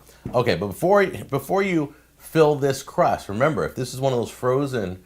Dude, you're a man, you're a chef, and you're taking shortcuts. That's not showing your lady that you love her. If you really want to make a fucking cheesecake, make a goddamn cheesecake. Tell her that you put your heart and soul into every single bite. Not, I went to Walgreens and got the fucking tub. Ready to go crust like this one is that I got in the store. You're going to want to defrost it to room temperature. You're going to poke... Now, I have no problem with, a quick and easy crust. That's no big deal. But if you're going to make a cheesecake, make your own fucking cheesecake, dude. Some holes in the bottom. You're going to poke some holes in the side. Then you got to bake this. So, remember, this got to be baked first. It's not cooked yet. It's just dough. Preheat the oven 400 degrees. 12 to 15 minutes to the golden brown, whatever you like. Then we're going to place this inside it and smooth it all around. It's going to be beautiful. All right, so there we go. That's what it looks like at 400 degrees after 15 minutes. That looks like a good pie crust. He didn't make it, so of course it's going to look good. Oh, that's mean. Nice golden brown. Got a little pull tab. This is too easy, guys. Look at this. Got a pull tab, looks like butter, right? And just going to plop it in there. Legit, I could eat that full fucking tub. Oh god damn, I love cheesecake, dude. Me and my friend Denzel, we used to just go to Kroger and get that cheesecake sampler and just eat that fucking shit. There. Look at that. That $12 cheesecake sampler. That's all this is making me think about. It's making me think about me and Denzel going on a night at Kroger, getting the cheesecake sampler. I miss you, man. You can move it around. Don't worry. It's not gonna kill you. Whoa. It might kill you. It's gonna get you. It's gonna get your feet. Let's put that crust back there. We gotta be careful. Is it hot still? It's a little warm. And you're just gonna start smushing it in. Okay? Alright, a pastry chef I am not. But I'll tell you something. Women love cheesecake, and if it tastes like cheesecake, they don't care what it looks like. It looks like someone just put a pie crust under Big Bird's asshole and tell them, let her rip. So there you go. You can decorate it with some nut topping. You can put some cherries on top. You can put whatever you want. I like it plain like this because when I serve it, I'm going to drizzle some chocolate on. I'll show you that right now. Now this is how you're going to serve this. Watch carefully. Here's a little trick that my mom taught me. Now first thing you're going to do is get some kitchen shears. Make sure they're clean. Wash them because you're going to cut your food with this. Just a little bit. You're going to snip. How should I say? Yeah, you're going to snip the piece you want to cut. So if I'm going to cut a piece from here to here, I'm going to snip right through the crust. I forgot about right this. through the pan. I forgot he did Okay? this. And then I'm going to snip another piece like that, right through the crust, right through the pan. The beauty of this is this. See, the problem with, and I'll show you how to, now you're going to finish cutting your piece. Okay? This will be a lot easier if you chill this for a little bit. But I want to show you right now. You peel that back. Right like that. That's actually kind of smart. There you go. I'm not even trying to talk shit about Look at that. Then you can put your knife underneath. Beautiful. Voila. That's actually kind of smart. Like, I can't even talk shit. I can't even talk shit. But the thing is, Jack, what about leftovers? You know? You can't really seal that after you've done that, unless you had maybe some plastic wrap, but you'd have to cut it in half, like the entire metal thing in half, or maybe you have one of those big bowl Tupperware things. But, Jack, how would you seal that if you have leftovers? That's my issue. The idea is smart and easy to get all of the cheesecake out, yeah, but it would be hard to seal it. Especially since you're talking about maybe 2 people. There's no way 2 people are going to eat up that entire Who am I telling this to? I ate up a whole bunch of cheesecake just by myself. Fuck. Take a little spoon, a little melted hot fudge, and gently, ever so gently, drizzle across, drizzle across, drizzle across, come back, just a little bit. Just a little bit. There you go. It's time to talk the main course. We're going to prepare this. This is another thing you do the night before. Okay, now. Get it all up in your hands, that chicken breast. Get it on the ring, get it on your forearms, get it in your face, you know, just really rub it in there. Get that salmonella, just, ooh! I went out and I bought some chicken breast, okay? I went and looked at the boneless chicken breast that looks like this. Boneless pizza. And like a package that I would need for dinner would cost about 10, 12 bucks. I thought, wow, that's awfully expensive. So I went a little bit to the right, and I found the one that had the rib cage, or the ribs, inside. Dude, he is touching up that chicken. It's just like a one big bone here structure. And so I got that because it was like half the price. I thought, wow, that's great. I'll save half my money. So I cut the bone right out. It looks like a fucking placenta, dude. And now it looks like the boneless. Okay, so what you're going to do is you're going to take this, and you're going to take your favorite jar of salsa. Okay, I chose the cilantro salsa because I know my wife likes the cilantro salsa. Okay? He got his, look, salmonella hand on the salsa. And you know he's not going to use it all. He's going to put it back in the fridge, infecting everything else. Oh my god.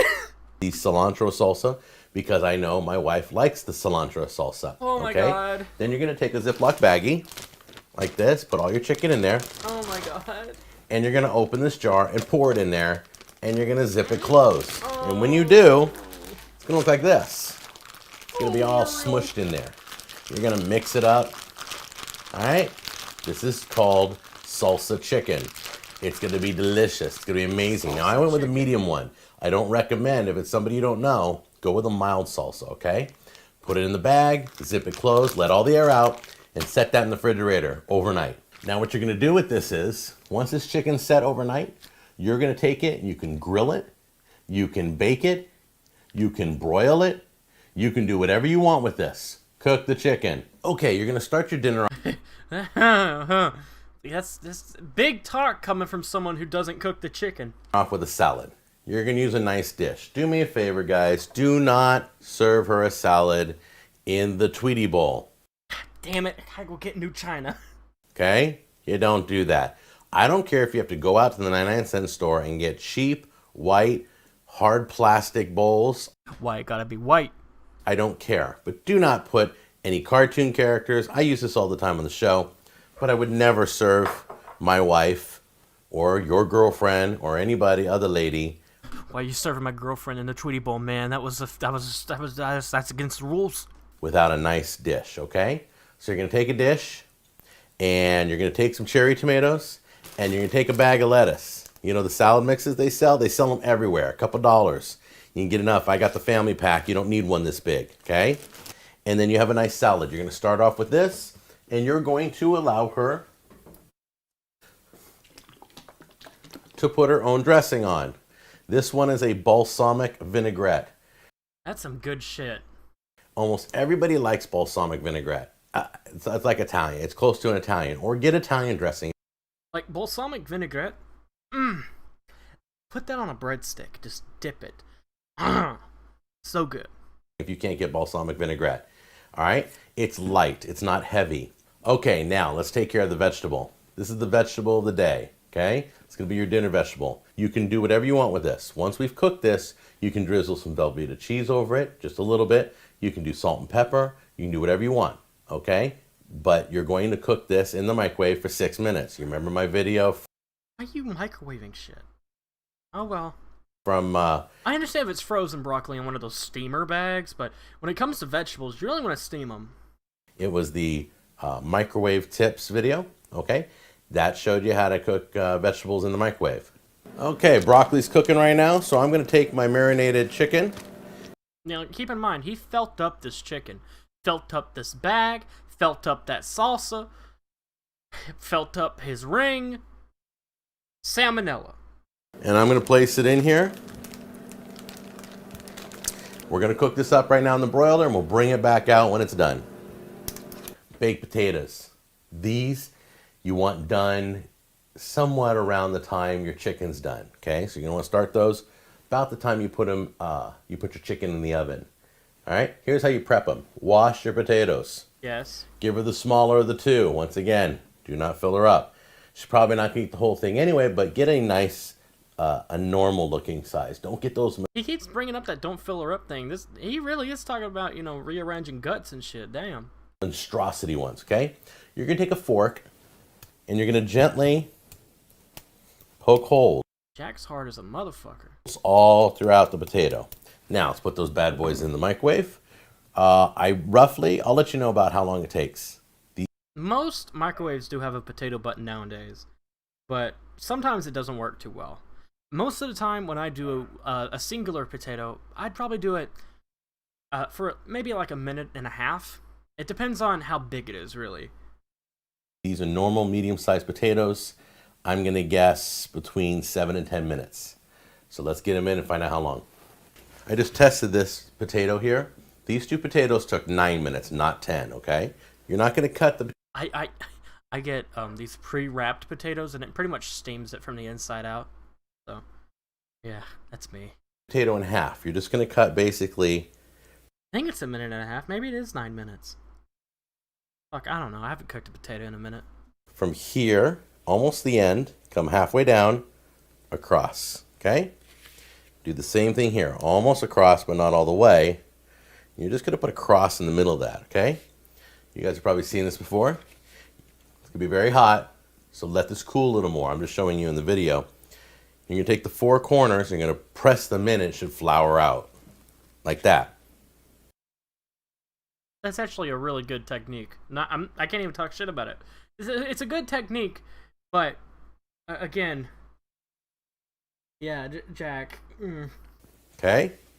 Then you're going to take your butter stick and you're going to place that right in the center.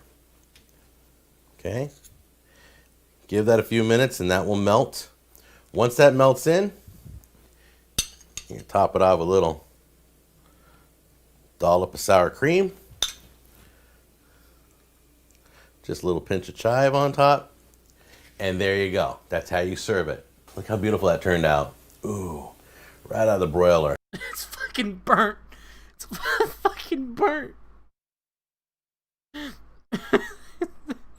It's fucking burnt. Got some cleaning to do on the pan, but I don't care because I'm going to be smooching tonight.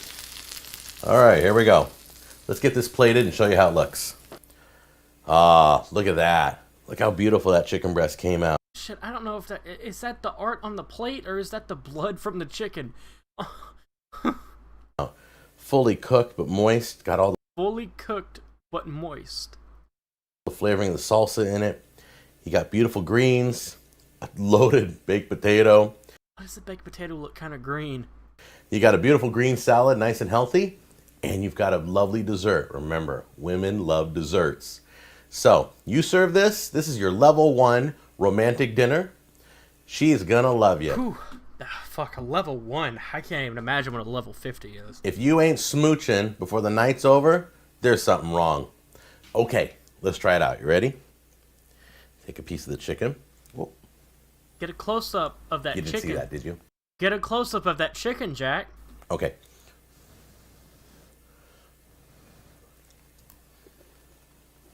You never want your chicken to be pink. Never, ever. You will die. You will die. Right on. Good heat from the salsa. Oh, wow. It totally tenderized it. Let's try the potato. Him manhandling it probably fucking tenderized it. See what I mean by he didn't even use the whole salsa? So keep in mind, this has raw chicken on it.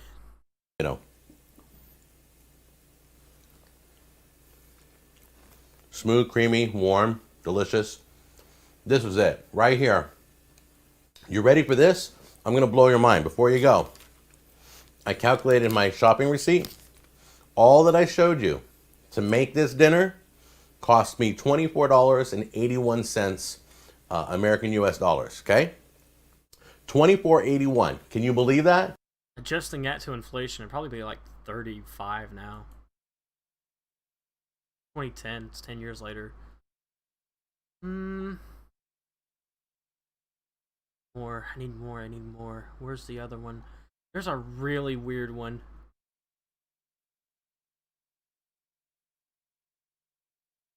Just give me one sec. We gotta look up the Lazy Man. I can just go to his channel. He almost has 500k subscribers. Isn't that crazy? Anyway. Search. We're gonna do a few from the Lazy Man series. Lazy Man No, that's his wife. We don't want to make fun of his wife. Let's see. Chocolate lava cake, yeah. Lazy Man's peach cobbler.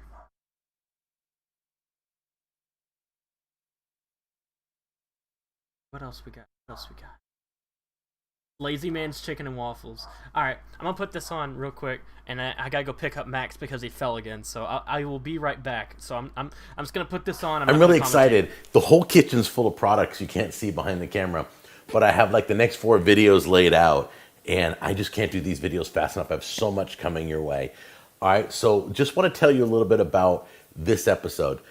So I'm watching, before Valentine's Day, we're watching this movie called Dash of Love, and it's about a woman who brings her creative recipes to a restaurant, and the female owner steals her recipes, fires her, and claims them to be hers.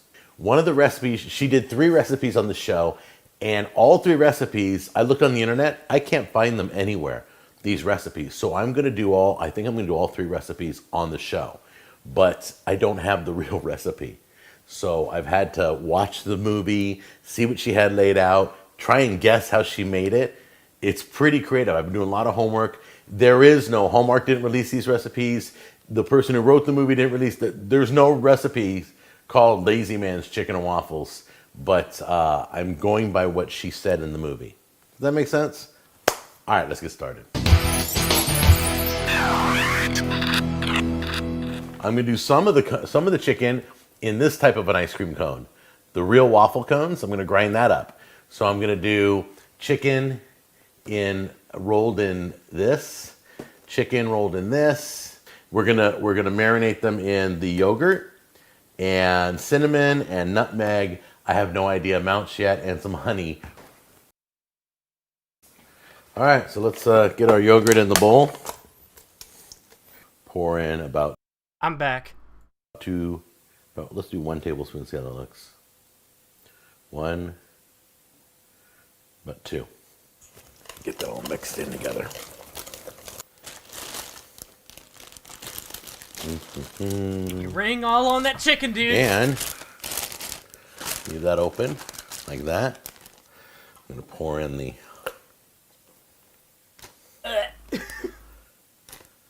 coating. So we're gonna leave that marinating 6 to 12 hours. If you can do it overnight in the fridge, do it overnight. Okay. Salmonella all First over thing the we're gonna do is bag. just this hand mixer. I don't know if this is gonna work or not, all but up, all up in the sugar cones. I'm gonna crush up all these cones. You guys want some crushed up salmonella? And what I'm gonna do is I'm gonna try and break them in. I think I can do it by hand, but I'm try and break them in here first. Okay, I'm gonna be honest with you. I did them both in the Vitamix blender. I did that thing by hand and it didn't go well. So here is the waffle cones. Here's the regular ice cream cones. Let's grab our nutmeg. Good old Nutmeg Meg in nut. there. Get some of our cinnamon. Ooh, don't breathe that in. Smoking hot cinnamon. No, just kidding. Don't breathe that in, dude. Little cinnamon. Gently mix it in. All right, workstation is laid out. I've got the chicken in the honey yogurt going into the ice cream cone crumbs. Say that 5 times fast. Into the basket, into the oil. I'm just waiting for the oil to get to 350. Out of the oil, onto the paper towel over here to just drain. Wait, did y'all hear his stomach? Listen. Just drain. What the fuck? Why can't I hear his fucking stomach? Flip it over. Look how beautiful that is. And drop it in. All right, so I saw a little bit of the batter coming up and floating. So let's see how it took. I'm actually kind of curious. Just a peek. It's not done yet, but let's take a peek. Okay, so he said this is Greek yogurt, honey, chicken, and waffles, nutmeg, cinnamon. What the fuck? What is this? Like a pumpkin spice chicken? Oh, it's a sweet chicken for the waffles. All right. Oh, that's not bad. Ladies and gentlemen, there it is. Lazy Man's Chicken and Waffles. Where's Okay, the little waffles? dude, you gotta move. There you go. Little bobblehead. All right, so let's do this one first. And I'll do this piece right here. Here we go. Is it pink? Oh, it's pink! Oh! We gotta get a zoom in. Hold on. I gotta get a good zoom. Just Alright, so watch him. Watch the meat that comes out. Watch the meat. We're gonna do it in slow motion. I want you to watch.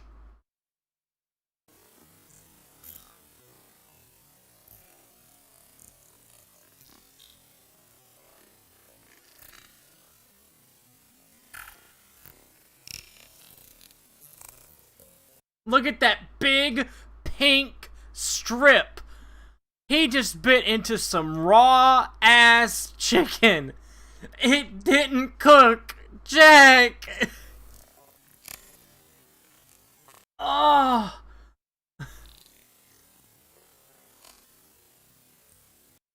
And he's gonna, it's good. So good. That one's not bad. I could eat that. Here, let me fix the screen. Oh my god. This man's a wild animal. They got a dark one. I had a dark one here, one of the first ones I did. I want to try that one. Oh, why was it so juicy? Okay, I'm not gonna talk. Just listen to the juiciness of this chicken. It doesn't sound cooked. I want to try that one.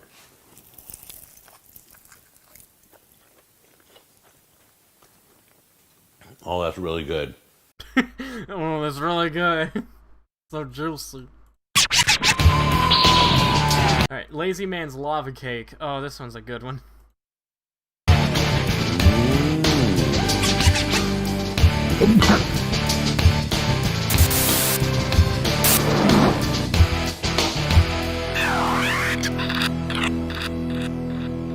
Hey, you guys ready to get lazy? Let's do it. I like how his little avatar on his shirt has changed throughout the years. In the beginning, it was just, you know, his barbecue sauces. Then it was his South Park thing that he made. Then it was his Bitmoji. So it's wild how he's changed over the years. It's the Lazy Man's chocolate lava cake. And no lie, when I heard this recipe, I'm like, what? I didn't know that you could make a cake in a crock pot. So we're going to do it today. That's right, we're going to bake a cake in a crock pot. We're going to slow cook a cake. All right, here we go. So you're going to use a box of just devil's food cake, 3 eggs, Toll House Nestle chocolate chips or any chocolate chips you want, Jell-O instant chocolate pudding, a little bit of canola oil, cold milk. There's water in here, I swear. You may not be able to see it on camera, but we got water, and that's it. Now, the thing I want to show you is this. I'm glad he specified it was milk. I thought it was, like, I don't know, horse semen. Who knows? Really cool. I just found out that these existed. I'm such an idiot. They're slow cooker liners that you can put in your crock pot. How the fuck is he not getting salmonella? The man's a god. The man has an iron gut. That's the only thing that I can think of. And you thought, oh, I'm Donald Trump and I beat COVID. This motherfucker has mastered salmonella and has not gotten it yet. This man is truly a god. And then you just pull it out when you're done, and it's all clean again. Okay, first thing we're going to do, we're going to make the cake batter. So let's get that all in here. It's going to be the cake. Going to be the water. The oil. Get the eggs in there.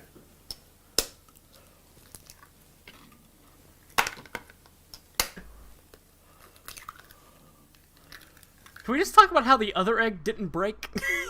Like, why didn't that other egg break? Get the eggs Watch. in there.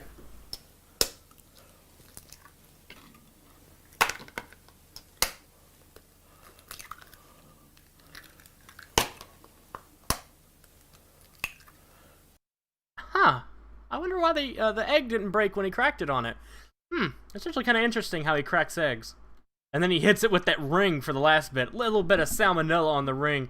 See, it's like how to eat fried worms, you know? How the bully had a ring that if he punched you with it, you were poisoned and you were gonna die. With Jack, if he punches you with that ring, you get salmonella. I'm gonna mix this up slowly to start. Break all the yolks. Get everything in there. Okay, once it's all mixed up, put off to the side.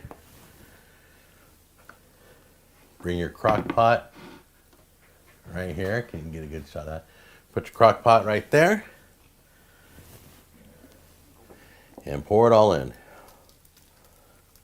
Now we're going to make the pudding mix. Put your pudding mix in now.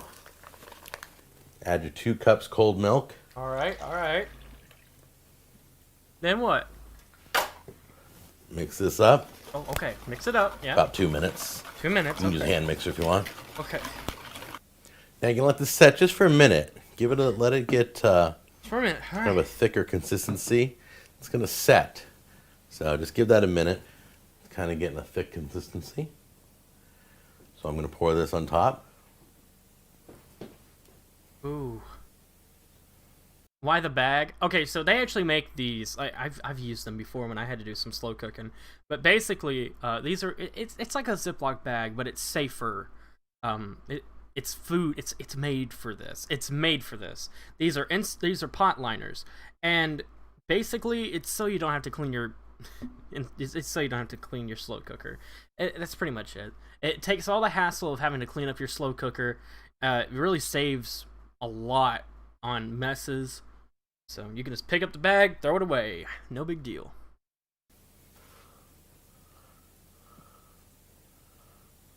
And lastly, sprinkle your chocolate. Now, I've never had a chocolate lava cake that had chocolate chips in it. That's actually kind of interesting. You never see that. Usually when they do lava cake, to quote the movie Chef, basically they take a disc of ganache, they freeze it, hard freeze it, and then while the cake is in the oven, they just stick it in there. Or I guess when they're about to put it in the oven, they stick that ganache in that batter. They just stick it in there. And then when it cooks, the ganache unthaws inside the cake while it's cooking. So when you cut it open, it's fucking molten. If you guys haven't seen the movie Chef with Jon Favreau, oh my god. If you have Netflix, what the fuck are you doing? Go watch Chef. The chips on top. Nah, Menace. The bag keeps whatever virus that Jack makes off the off the slow cooker. Yeah, maybe. There you go. He put that whole damn bag. Oh fuck. Oh fuck. He put the whole damn bag of chocolate chips in there.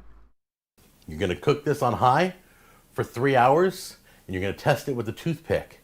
And if it comes out moist and crumbly on the toothpick, it's done. Damn. Okay, it's been 3 hours. Let's take a look and see how it looks. Ready?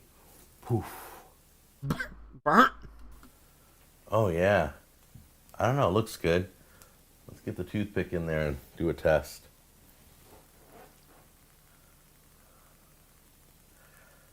Oh, I think it's good. Little target. So let's take a look here. Let's grab right here. Ready? Here we go. Oh. Oh, wow. Get it out, Jack. Oh, get it out of me. Like lava. Oh, Look at that. Wow, look at that shit. Holy cow. It's literal lava. Look at that. That's so good. Jack said, motherfucker, you want lava? Breaks open a piece of the fucking earth, giving you its molten core. Gooey and chocolatey. You burnt that shit, it's gonna be like Satan took a dump in your mouth. God damn. Let me see if I can get the rest of this in here. Oh, look at that. Yeah. Oh, Wow. Jesus. This is chocolate. Or it's Lazy Man's chocolate lava cake right there. And you can see why they're talking. It's like molten lava. It's Not gonna lie, dude. Not gonna lie, it looks kinda good. crazy. But you know what? I bought some whipped cream. Let me put some on here. Ready? I'm just going to put a little bit of this on there. This is the first time we've shown Jack Jr., but this is Jack Jr. He comes into play in the story that we have to learn about Jack, which I feel like after a few more of these videos, I will finally show off why Jack is a piece of shit. And half of it involves Jack Jr., which Jack Jr. has now gotten married to his high school sweetheart, moved out of the house, and is just living his happiest life, I hope. I hope that Jack Jr. is just being phenomenal. I love Jack Jr., and I hope that he's okay. Me and Denzel wish our best wishes to Jack and his lovely wife, or Jack Jr. and his lovely wife, and just just a huge future for them. Just a huge, bright future. I hope he's okay. And you serve this warm. Damn, you see, the shit is so hot, it's making the whipped cream evat. Holy shit! It's so hot, the whipped cream is evaporating. And you serve this warm. There we go. Damn! Imagine that on your tongue! If it makes whipped cream evaporate! Imagine what it'll do to your taste buds. Holy shit! Okay, now do me a favor. See how it's steamy? Take a little bit. Damn, this is child abuse. Poor Jack Jr.'s about to lose his goddamn tongue, dude. He's gonna have to get mouth replacement surgery. Damn. You know, blow it off. Don't burn your mouth for me. All right? But I want to get your feedback on this, okay? Blow it off. Oh. I didn't say blow it everywhere. I said blow it off.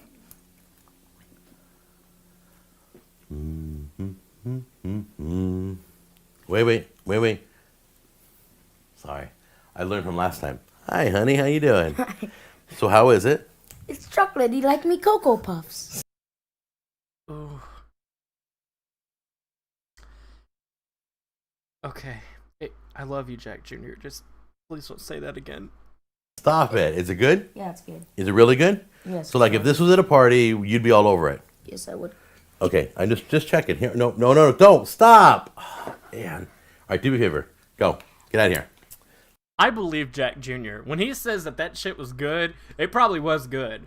Not gonna lie. It looked kind of good. Let me give it a try.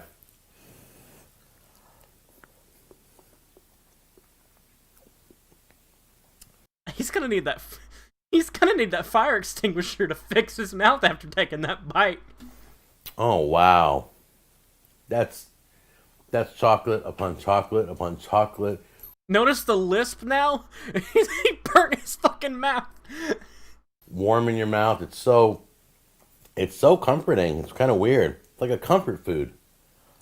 I can't eat a lot of this because it's really sweet. It's also really hot. But it's kind of fluffy and airy. I can't explain it. Yeah, I might do this in my Instapot. It might be a good idea. You never know. I'm gonna go down a little bit further because there are some ones that we gotta show off. Where is it? I have some of these on here that are. Ooh. Not the ribs. No, not that. Lazy Man's garlic bread, that's one. French onion soup, yeah. I'm just trying to think of all the ones I watched with my friend. Where is it? Where is it? Where is it? Where is it? Where is it? Where is it? Where is it? Where is it? Where is it? Where is it? Where is it? Where is it? Where is it?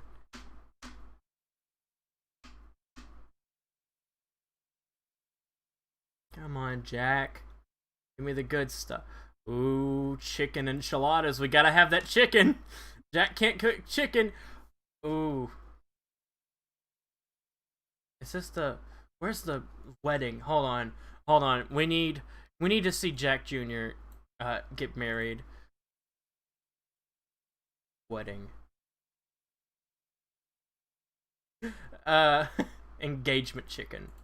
Jack Jr. proposes. Yeah, Jack is still making stuff in current year. So yes, 2020 has not affected Jack in one bit. He's still pumping out videos. So if you want to sub to Jack, it's no big good. No big good.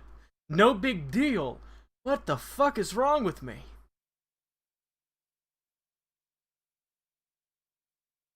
Alright. I'm trying to find one of these rip-off recipes that he did. There it is, bloomin' onion. Alright. So these are our final 1, 2, 3, 4, 5 videos that we're going to show off. Before I get to the article, the drama, the big, meaty drama. Hey guys, how you doing? There's a few things I want to tell you about. Notice that the like and dislike is now gone and comments are off. Jack does not take any shit nowadays. Jack doesn't take any shit. If you like the video, doesn't matter. He can't... Actually, okay, here's a fun fact. Even though for you it's turned off, for a YouTuber, when they turn off the like and dislike thing, they can still see if you like and dislike it. So, fun fact, stay salty, bitch. If someone dislikes your shit, stay salty, bitch. You turn off those ratings, you can still see them. Number one, all of our sauces and all of our beef jerky and everything is available. Now, I don't know if this is pre-stroke or post-stroke, Jack. I think it's post-stroke because his eye, if you look... Okay, so Jack had a stroke that made this side of his body just useless. So if he doesn't use this arm in this video, that's why. Jack had a stroke, like a big stroke. So, yeah. On sale permanently. We're leaving them on sale because we found out that we had such a great response through the holidays. So we thought we'd leave the price there for a little bit longer. Yeah, you can tell. This arm looks a lot more muscular than this one, too. Then it will be bumped up. So I don't know when we'll be raising the price, but right now we're just locking it in at the sale price so you guys can purchase. Now, if you want my barbecue sauce or any of my sauces, you can go on Amazon Prime and there's free shipping there. All right, guys, if you want some of Jack's sauce, Amazon. If you really want some of his sauce, he sells it on Amazon. We charge shipping, but Amazon doesn't. All right? So have fun with that. Number 2, we have sold out of the seasoning. So stop ordering the seasoning. Literally, we removed that as a choice. And you guys are filling in, I want 8 jars of seasoning. I'm like, dude, it's not even a choice. Damn. He's like, dude, quit ordering my stuff. I know it's so good, but dude, just quit ordering it. I think someone was pranking him with that. I feel like that might have been a prank. So we've had to refund a lot of you. We will be having seasoning soon, but let's not order seasoning, please. When you bring attention to something like that, usually it has a Barbra Streisand effect, and I bet more people ordered seasoning. Because we have to contact you and tell you that we're sold out. What are the flavor would you like? We have barbecue, hot barbecue, teriyaki, Jamaican jerk, and it's all going good. What did he say about Jamaicans? I know, I'm kidding. It's been a great year so far. And we got Jack Jr., who's going to be getting married, as you know, next year. So a lot of good things are happening. So one thing I'm noticing with all this sauce series that we're doing, we're right smack dab in the middle of a sauce series. We did the Alabama white barbecue sauce. We did the Yum Yum Japanese steakhouse sauce. And now we're about ready to do the Outback sauce. That you get. This is the sauce. Oh. Fuck. I don't want sauce. I want this. I like Old Jack. Old Jack had more pizzazz. You know what I mean? More salmonella.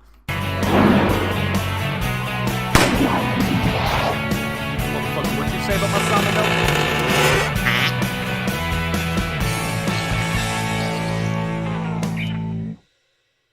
Hey, how you doing? Welcome to another show. So much to tell you. Things are starting to change in the show. Like, for example, I've got fan mail now. Is this cool? This is totally awesome. So I got an email from Jonathan from Argentina, and he asked me one question. He says, in my country, we don't speak English. I was just wondering what you refer to when you say a package of seasoning. If you guys remember the chicken marinating video, a package of seasoning came packed in with the chicken, and I had tossed it off to the side. I have already answered him personally, but I wanted to answer to anybody else who was wondering outside of America what we consider seasoning. Seasoning is dry. It's garlic, it's thyme, it's rosemary. This is a seasoning bottle, and it's just dry ingredients. So keep the emails coming. My email is on the screen right now, or you can contact me through Twitter, which is also on the screen. Oh yeah, I forgot he had it. All right, and now it is time to move on to our cooking tip. Okay, are you ready? You know what we're doing today? Another lazy man's recipe. Well, are you ready? Another lazy man's recipe. This one we're going to start off with. We're going to do 2 of them on the show. First one we're going to do is lazy man's pizza. People have been asking, well, let's see you make pizza, because I ripped on the pizza places. Pizza Hut and Papa John's and Costco just had like the nastiest pizza. So I'm going to show you how to do it. This dude trying to out pizza the Hut. I don't think he had a stroke. I think the Pizza Hut CIA, they hit him with that stroke gun, Quickly and easy. All right, see, here's all you need. This is easy. English muffins, shredded mozzarella cheese. You can use different cheese. you know, if you want the Mexican blend, whatever. Here's the sauce that I got ripped off on. And these new little... Damn! Got ripped off on. Damn! Check this out. My wife found these at Costco. They're like little mini pepperonis. All right, you're going to lay out the all the English muffins. And just simply start putting a big glop on each one. That's a You can lovely go around and piece spread of it pie. later. Okay, we add the cheese. Put a little pinch on each one. Once again, this is my house, so I can be as messy as I want. That's what I love about doing this here. I have no idea how these pepperonis are going to work out, so we're just going to kind of toss them around there. And there we go. So here's They the look like little octopus suckers. finished product. We're going to pop this in under the broiler in the oven. And once again, there's no specific time length. Depends on how much cheese, how much stuff you put on there. You're going... I feel like the broiler... Okay, listen. I always use the bake setting. I hardly use my broiler because I like... The bake setting is a slow burn. A broiler is like... you know, it's a hard burn. So, he's just gonna just put this under a hard burn when toasted bread is the best instead of just burnt-ass bread and burnt-ass cheese. You want a slow heat. So, I don't understand why he did this. Going to watch the cheese. When it's all completely melted, then you're going to pull it out. This is kind of important. Depends on how hungry you are. I'm going to put my pizza about halfway in. You can go on the top shelf, but it's closer to the flame. You're going to have to be right on top of your pizza, watching it carefully, and it could burn. So I like to take my time, go to the middle rack, stay further from the broiler flame, which is up above, and that will give me more control over the pizza so I don't burn it. Okay, it's been about, I would say, 12 minutes. If you take a look here. Those look pretty good. They're not. The bread's not really toasted. Oh, look at those babies. Look how beautiful. Mmm. Now, for those of you who don't know when it... Okay, so that bread, looking at the texture of that bread, it's not toasted. Maybe a little bit of it, but that looks like it's just the grease that came off the pepperoni. It's done. You see how there's little touches of brown? Let me just tip this up a little bit here. See the cheese? Yeah, that's not toasted. A toasted English muffin wouldn't have been flexible like that. Those things are hard as fuck when they're toasted. Cheese browned a little bit there, browned a little bit there. And this one here, same thing. Little browning, just lightly. The cheese is melted. The pepperoni's sizzling. It's absolutely delicious. This is the one I want to taste. Right there, that one. Basically a pizza. The one you saw on camera. Now, some of you have said, Jack, please stop eating on camera because it's killing us. We're starving. It looks great. So I'm just going to take a bite and let you know how it tastes. I'm not... Have any of y'all said that tonight? Any of y'all said, Menace, please, don't show him eating. It's making me hungry. Please leave a comment below and tell me why. Not going to rub it in at all. Oh, we got an ad. Let me flip the Bulbasaur coin and see what it lands on. It landed on heads. I don't know what it means, but we had to do something. Oh my! Okay, can we just talk about how he's like, people in the comments are telling me that they don't like watching me eat, so let me zoom in and do it in slow motion. And let you know how it tastes. I'm not going to rub it in at all. Honestly, that's a Chad move. That really is a Chad move. Really sticking it. Like, that's kind of funny. Jack, please.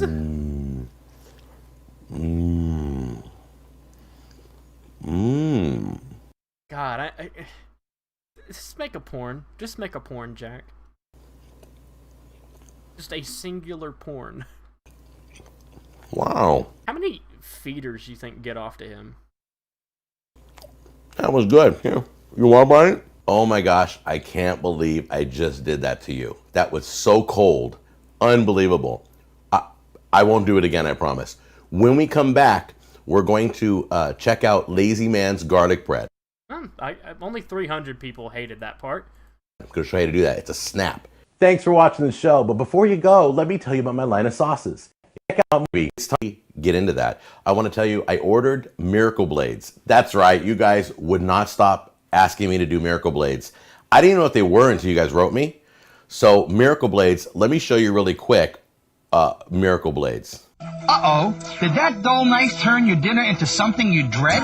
Just sharpen the knife then. Hi, I'm Chef Tony, and now there's a knife so sharp you can cut a pineapple in midair. A pineapple in midair. I'm pressing X to doubt. Who knows, man? Well, all blades go dull, dude. Like, there's never gonna be a blade that won't ever go dull, so eventually, these will not be sharp anymore. It's the Miracle Blade 3 Perfection Series. Yeah. Oh, sorry. I'm just practicing for the pineapple scene. Anyway, when the Miracle Blades get here, I'm going to slice a pineapple in midair. If I can do it fast enough. We'll see what happens. Personally, waste of money. But I ordered them anyway. It's going to be cool. All right. So now... Yeah, even he's like, yeah, this is bullshit. But yeah, always sharpen your knives, dude. If you don't want your knives to go bad, sharpen your knives. Let's get in close again, and I'll show you how to do the Lazy Man's garlic bread. And by the way, if anybody knows the difference... Dio didn't have a blade. That's Cars. Cars had a blade. Or the Luck Pluck sword from Jonathan. Not a lot of... Or maybe Anubis? I guess Dio had Anubis, but he never used it. Dio didn't have a blade. Between Italian bread and French bread.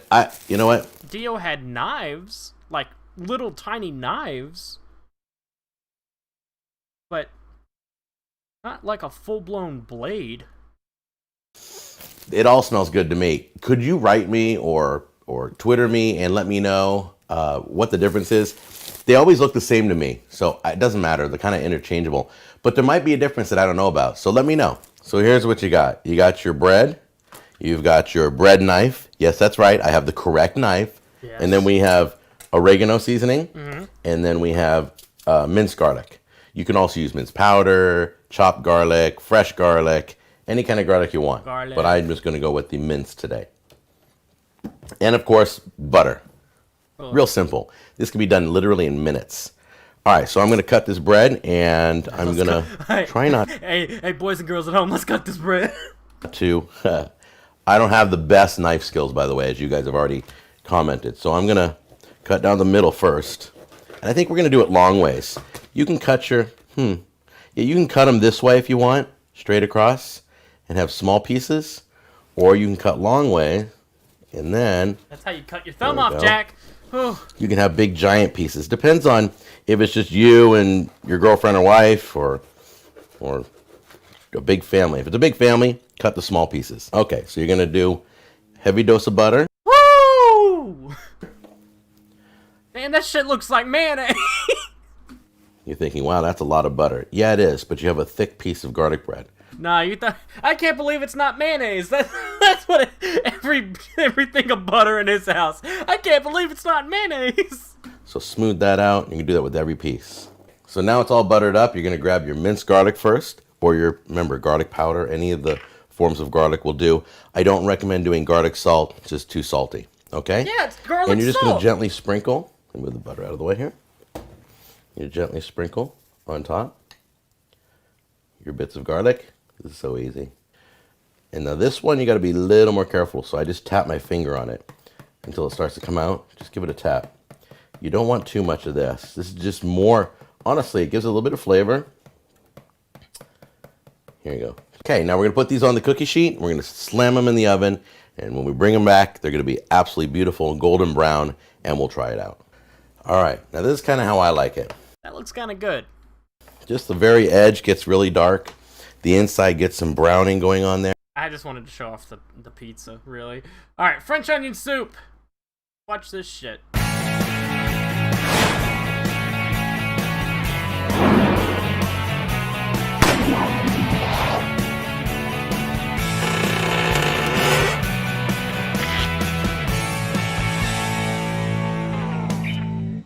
Hey, how you doing? Jack Scalfani here, and welcome back to the show. You're cooking with Jack, and it's going to be a good one. It's going to be a pretty complex recipe, but it's so simple to make. You go to a restaurant, you order French onion soup, and it comes out all beautiful. Looks like this fancy dish. Well, guess what? We're gonna make that today, French onion soup, and I'm gonna be using my iPad.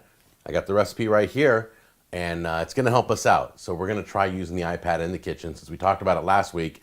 Now let's do it. Ooh. All right, and it's crazy. Look at these ingredients. I got Parmesan and Grey Poupon, Dijon mustard. Grey Poupon. And Swiss cheese and butter and broth and yeehaw.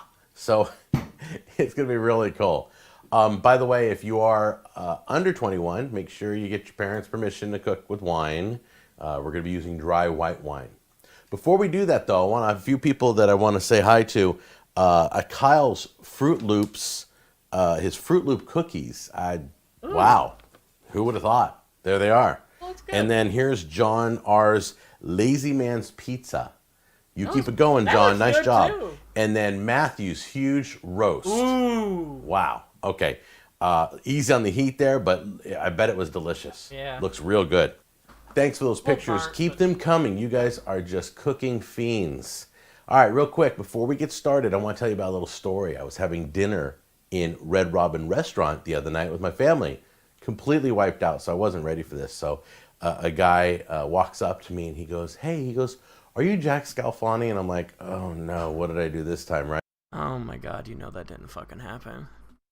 The amount of times that someone has ran up to me and said, hey, aren't you the fandom Menace? It's only been Denzel. It's only ever been as a joke. But it's never happened. Never happened. Right? Always thinking I did something wrong. And he goes, I said, yeah. He says, yeah. He goes, I totally watch your show. I love your show and made the Lazy Man's lasagna and it was delicious. And they were gonna do a video of Lazy Man's Pizza. And he was totally stoked and we took a picture right here together. It was really cool.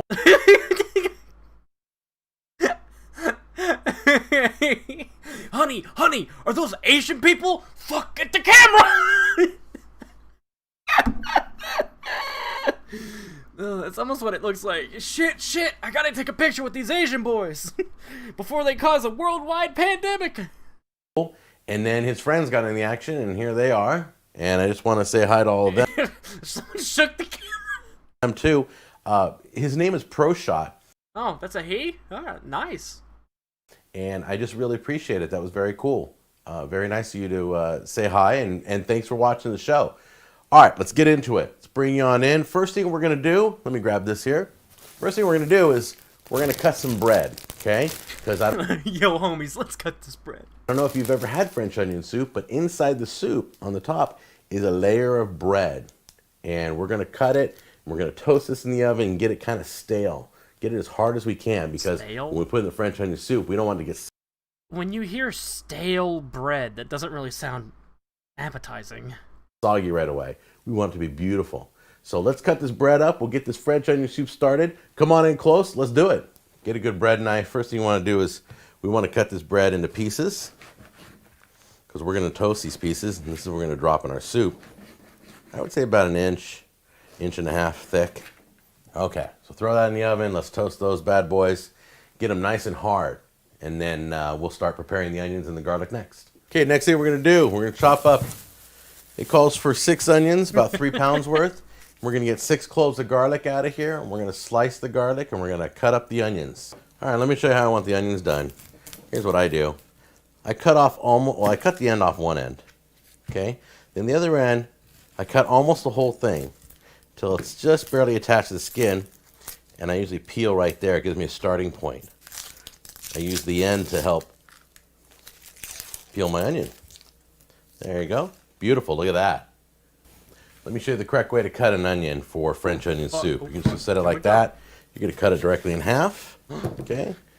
Then you're going to cut slices basically like this. Some thick, fairly thick slices. There's your 6 onions already cut up. Here's your sliced up 6 cloves of garlic. Now don't forget, the recipe here is going to be on my blog, okay? So go to my blog if you want all the details. I got all the measurements on the blog. Go there and print it out. Let's go melt our butter so we can saute this. Oh. All right, time to melt half a stick of butter, Damn. quarter cup. That's It's not gonna be much, but just enough to saute the onions and Should have garlic. cut it up. Okay, while the butter's melting, be sure to check your bread. You want to make sure that the bread doesn't burn, okay? So it's nice and toasted. Put this off to the side. Don't worry about how hard it gets. It's not going to matter. We're going to use that at the end of the recipe. Looks good. Now, I don't know if it matters, but I like to put the garlic in first. Kind of let that hit the heat just for a moment. Yeah. Give it a head start, because once the onions come in, they're going to take over. Yeah. So just give the garlic just a minute. Now put in your onions.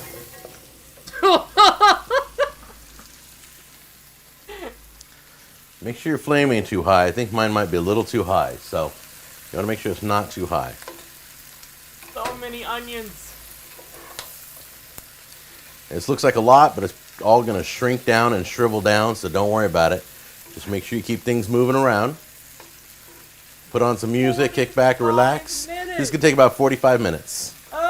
You're watching the Cooking with Jack show. We'll be right back, right after this. Right after this. Oh, fuck. No, I don't like them. Jesus. Like, you must really like onions if you want that many. Hey, how you doing? Jack Scalfani here to tell you anywhere in the United States to the Cooking with Jack show. I can only begin to tell you how wonderful this smells. It's unbelievable. Butter, onions, and garlic smells amazing. See all that brown goodness on the bottom? Look at all that. See all that brown goodness? It's beautiful. That's going to get lifted up right now with the white wine. We're going to put in a quarter cup of dry white wine. I'm using a Chardonnay. Chardonnay. That's just going to lift up all those little bits and pieces off the bottom. We're going to simmer this, so I got to lower this right away. Get that down to a simmer. There we go. Much better. Don't want to burn it. It's just, and see all this steam here?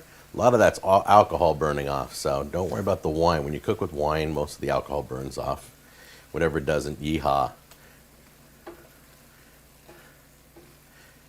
Look at that. Beautiful. It's just glazing it now. Look at that.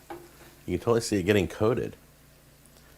Nice. So you're going to just stir this around and cook this in the wine for about 2 to 3 minutes.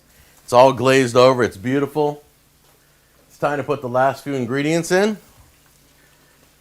3 cups of chicken broth. I hope it's cooked chicken. Uh-oh. This may not all fit. This is going to be interesting. You got it small. All right, we're going to put in, I'm going to put the mustard in first, just in case this doesn't fit. I may not have room to stir the mustard in later. So 1 teaspoon of Dijon mustard.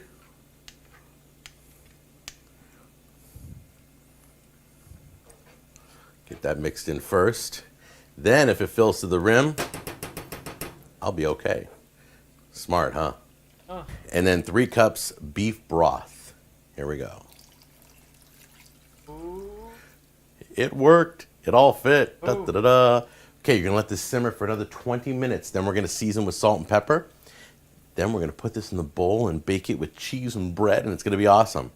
Okay, this still has about 10 minutes left of simmering, but I just took a sneak little sip of it, and it's a little bland. So it says to do a little salt and pepper for flavoring. A little bit of that So I'm salt going to do that and right pepper now action. so it cooks in. I'm not going to wait till the end. There you go. A little salt. Just to kick up the taste a little bit. There we go. And then we're going to mix that in. And it's going to be absolutely beautiful. That ought to just top it off. Oh, yeah. Look how beautiful that is. Look at that. It's just gorgeous. You can totally smell all the seasoning in there. The garlic, the onions just are amazing, and the white wine. God, you can really... Oh, man. What am I tasting in this? Onion. All right, we're gonna plate this now. What you're gonna do is you're gonna do it on a paper plate because we're gonna spread cheese over it. We don't want the cheese to fall on the cookie sheet because later on we're gonna put it on a cookie sheet. We don't want to burn the cheese onto the cookie sheet. So let's plate it first here. I'll show you how to do this. Okay, so the first thing we're gonna do is we're gonna fill this container with soup. So now, first It looks like Septic 5. Yeah. thing you're gonna do, you remember the bread? Remember the bread I told you about? Yep, that's right. You're going to set it right in there. Yeah. Then you're going to take some cheese. You're going to cover the entire top with this. This is why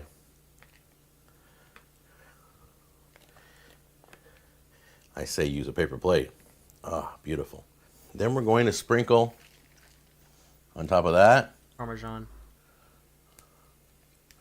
Kind of fill the holes on the side with some Parmesan. Then you're going to gently, softly, with clean hands, just press it down. Jack, we know those hands ain't clean. You touched 13 chickens. Okay? Okay, so there you go. They're all cheesed and breaded, and it just smells amazing. Now, you're going to put your broiler on. Some of you may not have a broiler, so you may have to bake these at a quick, high temperature to get the cheese to melt and brown. If you have a broiler, put them under the broiler. That's what I'm going to do. Okay, and you're just going to wait for this to melt and just lightly brown, okay? When they do, they're done. Pull them out. Let them set for a little bit. The cheese will be nice and bubbly. We'll show you in just a minute. Wow. Now see, that's French onion soup. That looks pretty good. Be careful. Look how beautiful that looks. Oh, the cheeses smell great. The Swiss and the Parmesan mixing together looks absolutely gorgeous. Ooh, be real careful. This is very hot. Yeah. Let me see if I can sneak it with a spoon. Wow, you can see the bread. Oh, the bread even softened up beautifully. Look at this. Let's just take a... Imagine Jack being on MasterChef or Hell's Kitchen. He wouldn't last. All right, we're gonna skip. Welcome. We're gonna skip to the engagement chicken because I want you guys to see how Jack Jr. has grown up. This was last year in January.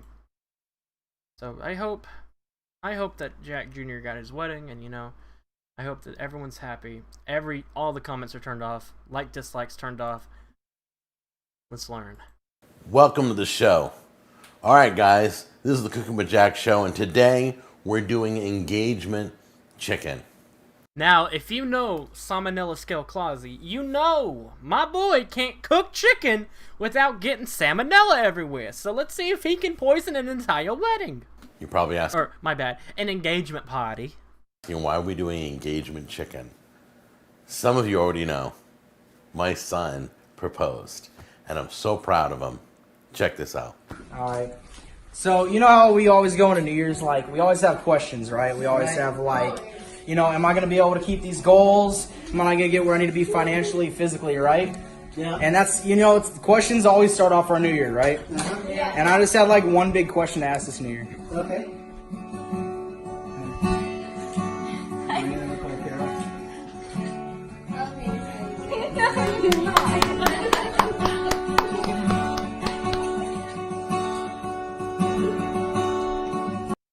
Jack Jr. is such a Chad, dude. I love him so much. I hope he's doing okay, dude. I hope Jack Jr.'s alright. I hope he's okay, dude.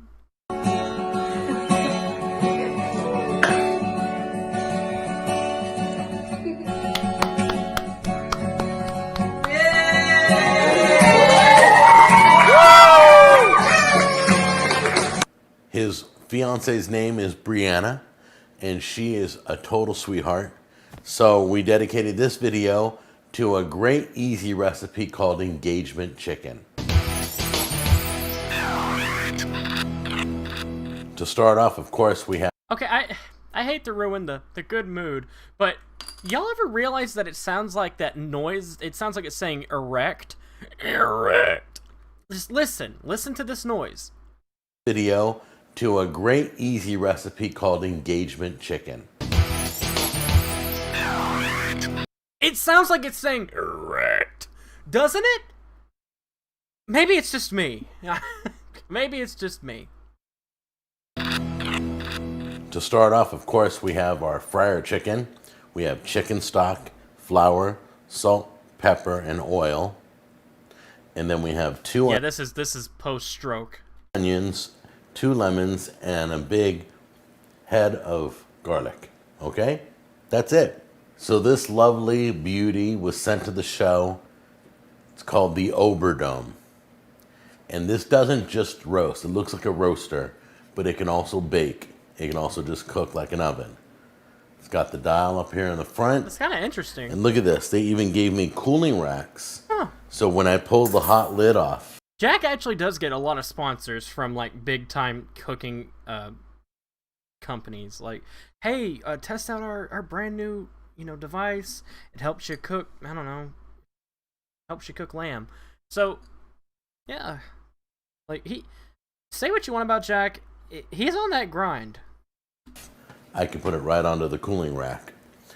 And they gave me the baking plate so that you can do baked goods in this device. It's like a little oven. That's actually really interesting. I kind of want to look into this Uber Dome. I bet this thing costs like $300. And all the heat, maybe even $250, stays right in this dome. It's the Uber Dome. Comes in different colors. Let me open it up right now. It's got the rack that we're going to be using. All the drippings go in there if you need to make gravy and collect. Oh, wow. Walmart has them for $62. Amazon has them for $38. And $45. So, wow, I completely overshot that. Damn. That's a decent price for all that. Neat. Your drippings. So we're going to do our engagement chicken inside the Oberdome and try it out and see how good it cooks. Okay, the first thing you're going to do is quarter your onions and your lemons.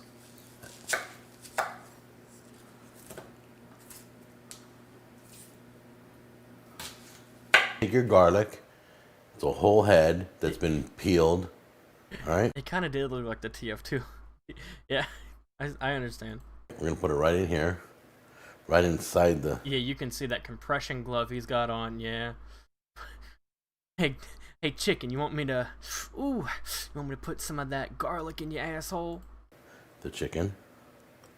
Damn, what if some dude came up to you and said, hey, baby, let me put some garlic in your ass? Chickens feel. And yes, you're going to get your hand dirty, so get over it. Yes, you're gonna get your hand dirty. Get over it. Damn. He called us out for calling him Salmonella Skill Clausa. Keep in mind, still got that ring on. About to fist this fucking chicken. Push that garlic in there. Make sure it's in there because you're gonna get the lemon in there too.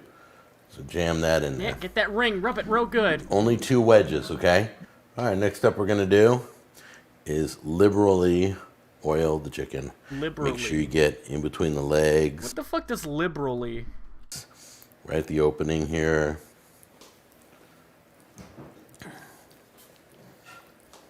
Then we're going to salt and pepper this.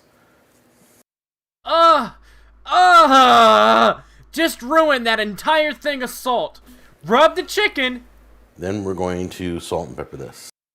Sticks hand immediately. Maybe he washed his hand. Maybe I should give him the benefit of the doubt. Maybe he washed his hand, but he immediately sticks fingers in the salt. And you want to put a lot of seasoning. Keep him away.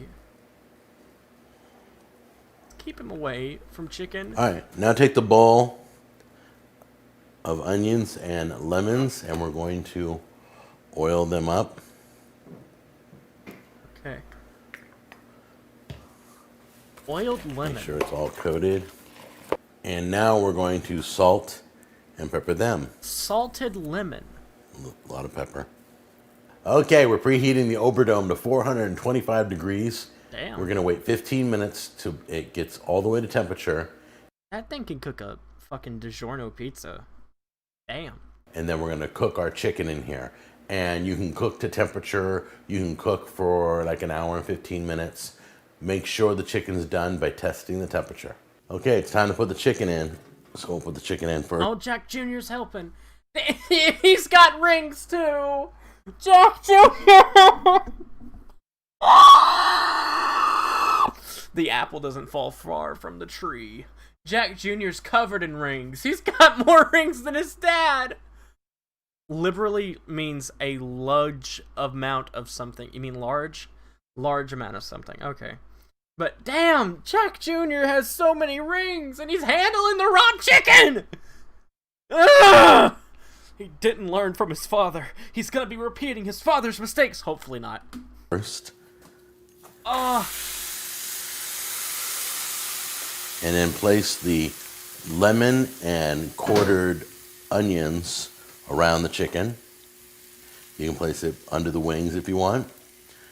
Or maybe that's his wife. That could very well be Jack. I don't know if that's Jack Jr. or his wife. That's a lot of nails. A lot of rings for a man. I think that's his wife. I think his wife's helping him. So you found somebody. Oh yeah, that was his wife. So this is Jack Jr. My boy, Jack Jr. My boy. That'll accept you. Yeah. All right, you're all engaged. How's it to be engaged right now? A lot of planning. For the wedding? Yeah. Okay. And what's the earliest memory, because they grew up with you on the show, what's the earliest memory you have on the show? I don't know which one's earlier, either stuff in your face in the cupcake, or when you had me sit on the counter and knock over the boxes and pretend like I didn't do it, even though I had the guiltiest looking face after I did it. Oh, you were the worst looking face there was, but The biggest tell. See, Jack Jr. is just so wholesome, and he supports his dad. And that's what I respect about Jack Jr. No matter what his dad did, he at least respected, you know, his little YouTube career. So, again, a round of applause for Jack Jr. Just, he had to put up with this shit his whole childhood. All the way up to when he left the house. Jack Jr. is a wholesome man. I love him. yeah. So he went through all his years, went through high school, went through elementary school. He grew up on the show, and now he's running off and getting married. Mm-hmm. So when you're moving out? No, just kidding. Just kidding. So today we're doing engagement chicken in honor of you and Brianna. Thanks. Are you guys ready? Here we go. Ta-da! Got a little crispy. Okay, please don't be pink. Please don't be pink. While the pan is still hot, we're going to deglaze it with some wine. So take a spoon and just scrape the bottom so we get all that goodness with the chicken. Okay, then you're going to heat to a medium high, which is about halfway between medium and high is medium high. We're going to put some chicken stock in this. Did you guys know halfway between medium and high is medium high? Ooh, never knew that. There we go. Chicken stock. Put some flour in this. Flour. Did any flour actually go in there? Hang on a minute. Yeah. There it is. I was like, where's the flour? I'm going to do a little bit at a time. And reduce Oh, this it's all till over. it's Oh, at the it's gravy. getting everywhere. There you go. Engagement chicken cooked in the Oberdome with heat lock technology. That's right. There it is. Beautiful. So let's give it a try now. All right. It's lunchtime. So we're going to take a little bit of meat right there. Hopefully we're going to dunk it in. There we go. Is it pink? Jack. Oh my goodness. With the gravy. The gravy's so good. Okay.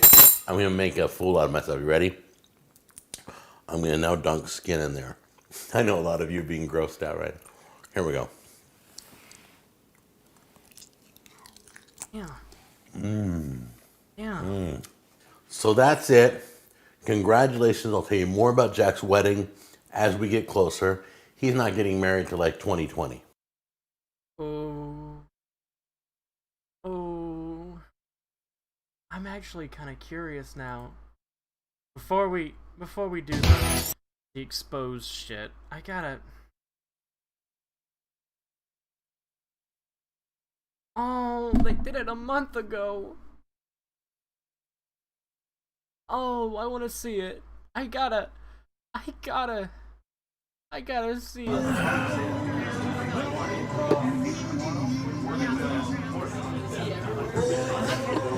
Well, we're live now. The wedding starts. Oh, fuck. They're not ready yet. They're going to be coming. Just to let you know, let me show you right there. Oh, fuck, ad! Damn it, come on, I want to see Jack Jr. get married. Denzel didn't get to see this. There's barn door. Denzel, I hope you're watching. We're gonna see Jack Jr. get married. Wedding. I like how they're kind of socially distanced. But, I mean, they're family, so... Here comes Brandon. Mr. Shades. He's winking at somebody. I need my shades. Oh, wait, did you see the one black guy? I'm sorry. It's just really funny to go to... It's really funny to, you know, it's like, where's Waldo? My extra glasses. Waiting. It's like Black Friday.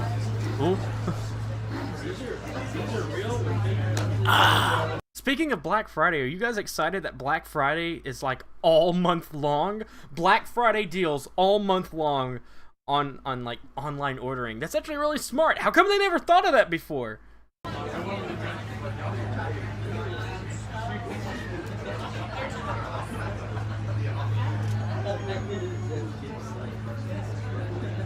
Oh, here they come.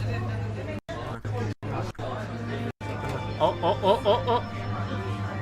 Okay, I don't know who they are. I think that's the grandma and grandpa, maybe.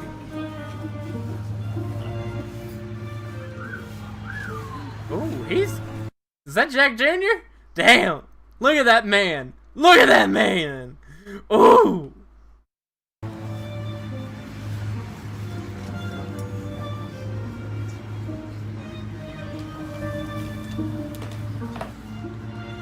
He forgot something.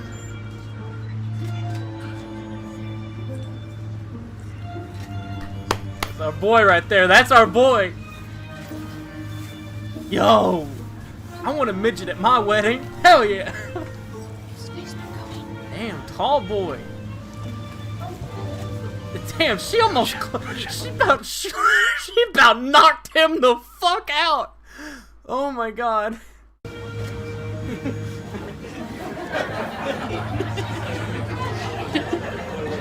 It almost fell on Fletcher. The thing almost fell on Fletcher. Closed on Fletcher.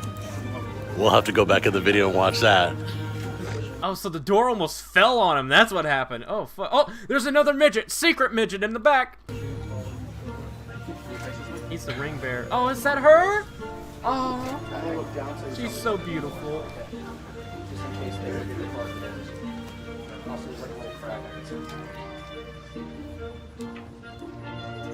Oh, here it comes.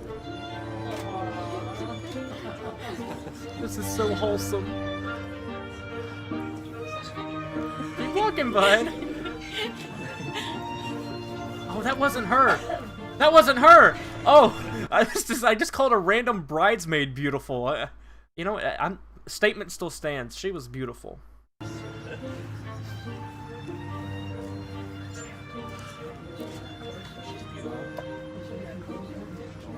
Or was that the bride?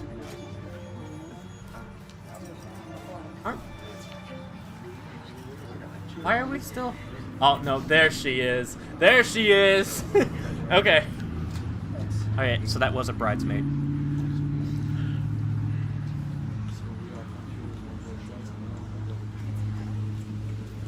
Come on. Come on. Here comes the bride, all dressed in white. Where did the audio go? Okay, so that's on his end. Oh, the audio disappeared. Okay, he must have had to mute it because of a song. I guess they can't. I guess Here Comes the Bride is copywritten. Here comes the bride. Oh, look at her. She's so cute.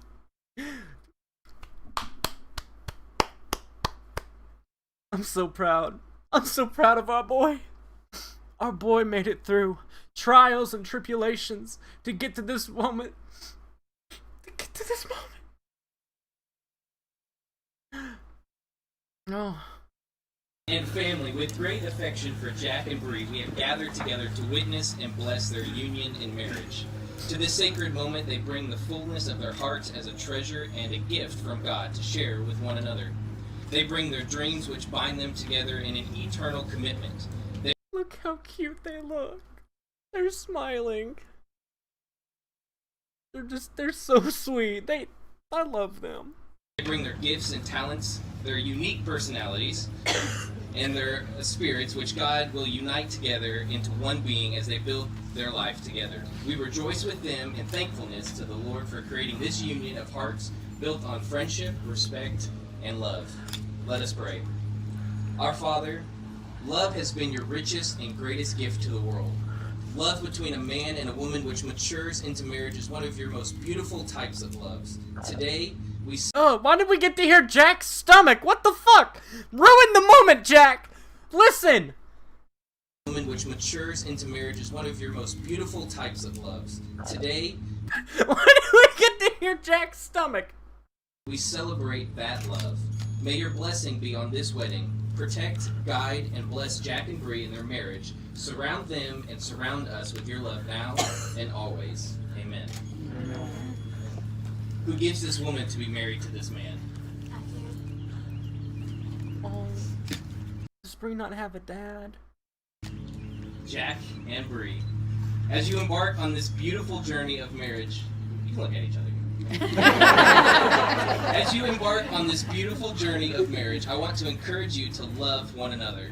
Not the kind of love that this world seems to have. That kind of love is a fake love, a selfish love, a love that is destined to gratify the desires of the person. A selfish love, a love that the world tries to portray as a feeling based on what... I just realized that Cooking with Jack is just more of a professional cooking, or it's just more of a professional cooking with hoarders. Well, at least Jack had some decent looking recipes. Cooking with hoarders never even got to finish half of his. But yeah, I see your point. You get in return, but love is so much more than that. Yes. Love is a choice and a feeling. Yes. The choice is one you make over and over and over again. The choice to love one another. Mm-hmm. There will be times you will not see eye to eye on everything. You will face battles, weather storms, endure hardships, but your choice to love one another will shelter you from the storms that rage around you. Damn, they got married last month. So, man, during a pandemic, Jack's love, their love for each other was so strong that it plowed through the coronavirus and they got to get married. Now that is true love. It will shield you from the onslaught of adversity. It will help you overcome even when others would give up hope. Develop that love that is selfless, caring, and true. I want to encourage you to love one another the way Jesus declares.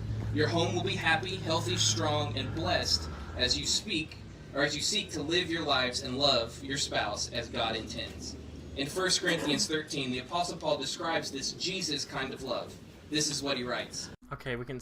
I want to see the. And endures through everything of our lives. The 1:1-2. I charge you both foundations of a happy and enduring marriage. And of course, always admitting that Bree's right. If the solemn vows which you are about to make are kept permanently, and if you steadfastly seek to do the will of your heavenly Father, your life will be full of peace and joy, and the home which you are establishing will abide through every season of life. Jack, will you have Bree to be your wedded wife, to live together in the covenant of faith, hope, and love, according to the intention of God for your lives together in Jesus Christ? Will you listen to her inmost thoughts, be considerate and tender with your care of her, and stand by her faithfully in sickness and in health, and preferring her above all others, and accept full responsibility for her every necessity for as long as you both shall live? Say it to her, not me.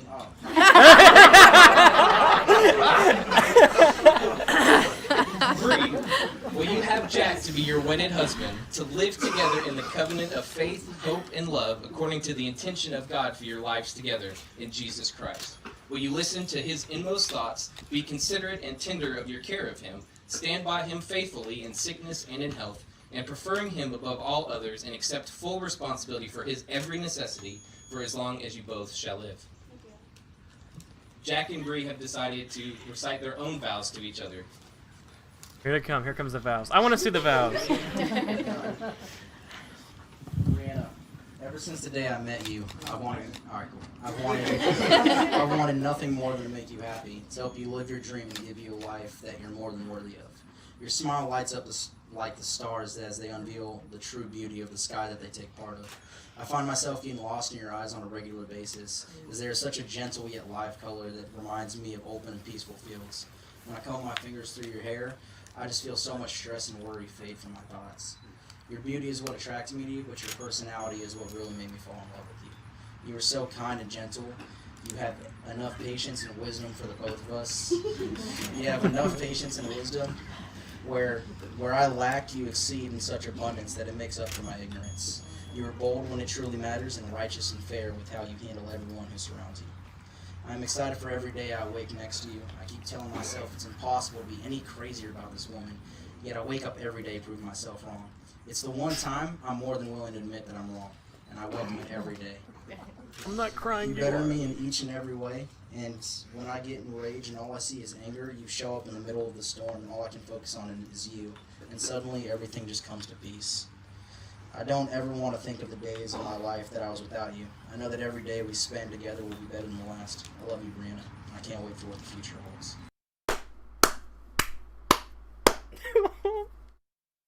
That was beautiful. Dude, that was so beautiful. Oh, fuck. Okay. Let's skip her vows. I'm sure that they are also just as, sweet. I just want to, let's get to the kiss. Sign of an inward and spiritual bond which unites two hearts in endless love. It is a circle with no beginning and no end. Love without end is what belongs to Brie. Deep desire. Okay, the ring is on. Jack, please repeat after me. Brie, you are the love of my life, and you are my very, very best friend. Brie, by the same token, Brie, you may place a ring on the finger of your groom. Oh, here it comes. Repeat after me. Jack. Now that Jack and Brie have given themselves to each other by the promises they have exchanged and by the power invested in me, I pronounce them to be husband and wife in the name of the Father, and of the Son, and of the Holy Spirit. Let's pray. God, thank you for today. Thank you for this moment. God, thank you for this union that you've brought Jack and Brie together. God, through all the adversity, through everything that they've walked through, to stand here today in front of you, in front of their family, and in front of their closest friends. God, protect them, surround them with your love, and bless this union and marriage forever and ever. In the mighty name of Jesus we pray. Amen. Amen. Jack, you may now kiss your bride.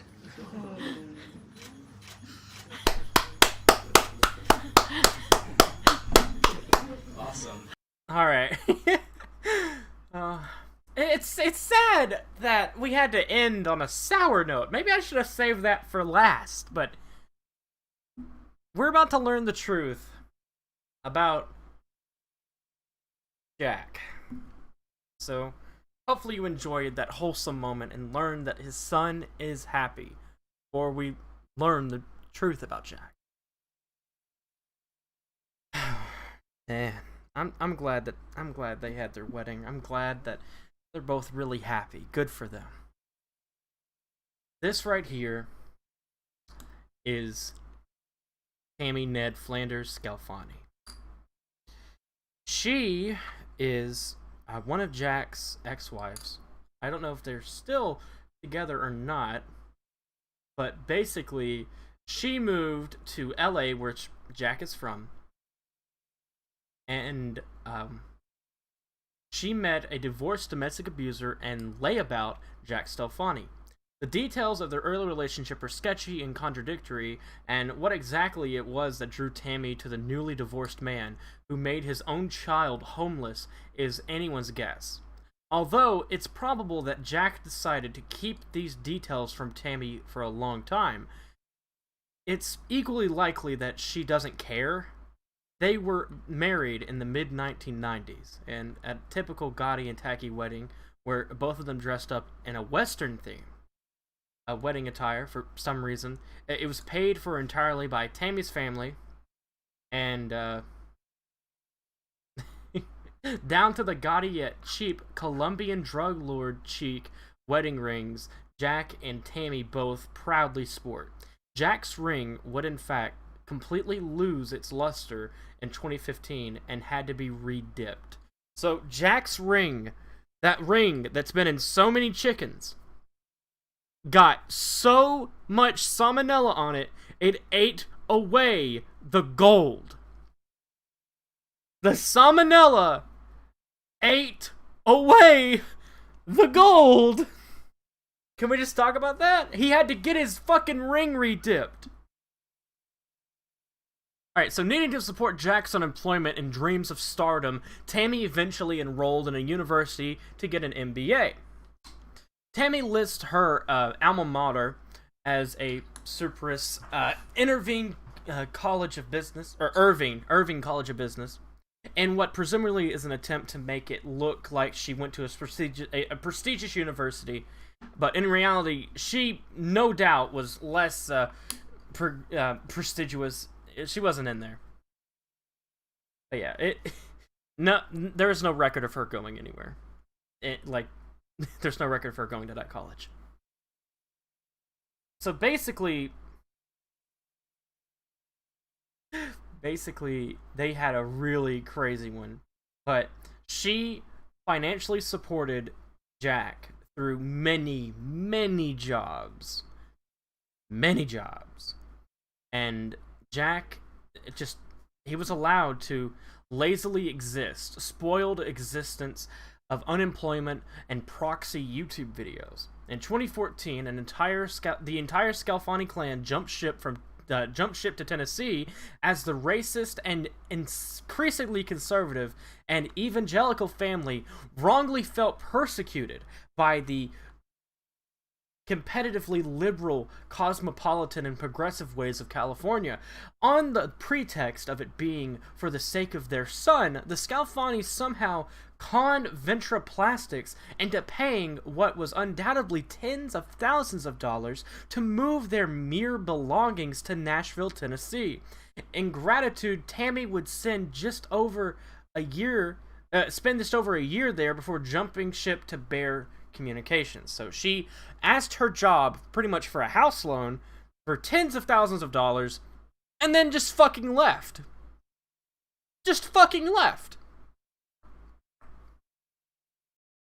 Tammy is Jack's prime enabler.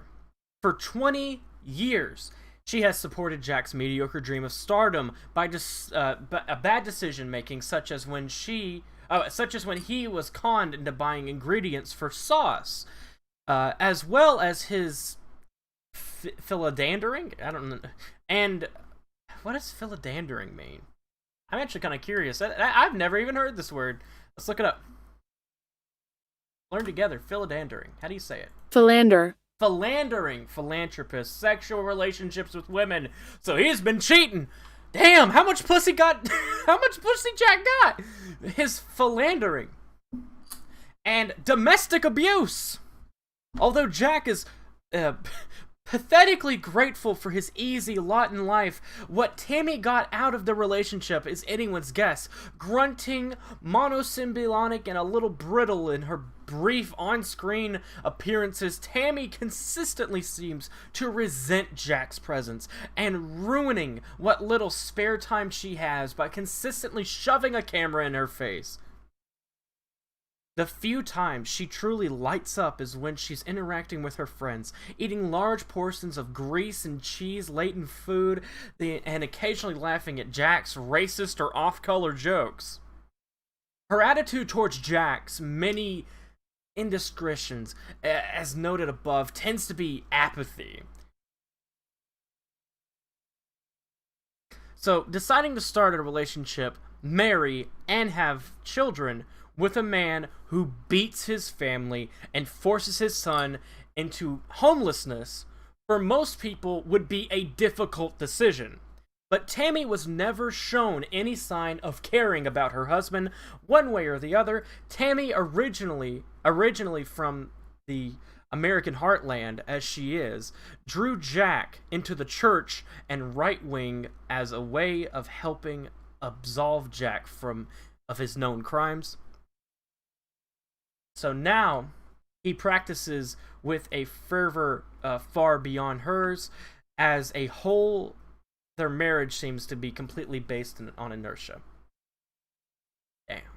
The pressures of modern conservative Christianity and the desire to stay together for the sake of their son, then really affection on her part, that's just sad. But let's talk about Jack Jr. Jack Jr. is the prodigal son. Jack Scalfani II is Jack Sr.'s redo vanity project of a child. And the earliest evidence of Jack's infantile infatuation with putting his own name on just about anything. Tammy and Jack Jr. share a closeness and a lack of open honesty that they don't share with Jack. And if Jack's past behavior towards his wife and his first child is anything to go by, the answer for that is obvious. On camera, Jack has been mean and threatening towards Tammy and Jack Jr. on multiple occasions, which leads Tammy to be protective of Jack Jr. Unfortunately, Tammy seems to externalize this threat as coming from the progressive nature of California rather than from within her own family. Oddly and sickly, the undertones of Tammy and Jack Jr. seem to mirror a bizarre relationship Jack Sr. shares with his mother. Although, that hardly seems like anything at all, given what we know about Jack's volatile, broken, upbringing. It seems like history will repeat itself. But I hope Jack Jr. gets away, because basically, one night, Jack Jr. was out with his friends. They're, I think, a basketball team or something like that. They were basketball players. And they smoked some weed. Jack found out that Jack Jr. smoked a little bit of weed. And he fucking wrapped his hands around his throat and hit him. He beat his son and bragged about it in a podcast, which I will pull up right now.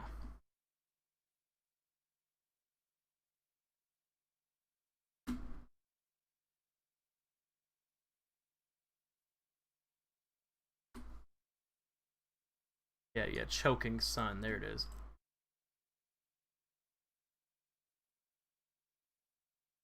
So we got him into building computers, and I took him to a shop in Huntington Beach every 3 times a week. He was interning there. They were teaching him how to put it all together, and that was where he learned how to smoke pot.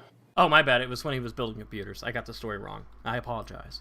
It escalated, and he started cursing at Tammy and me and having rage issues. And there were 2 times. Once he put his hand on me, and it wasn't like he pushed me, but it was in an aggressive way. Mm-hmm. And I took him down to the ground. I threw him down to the ground.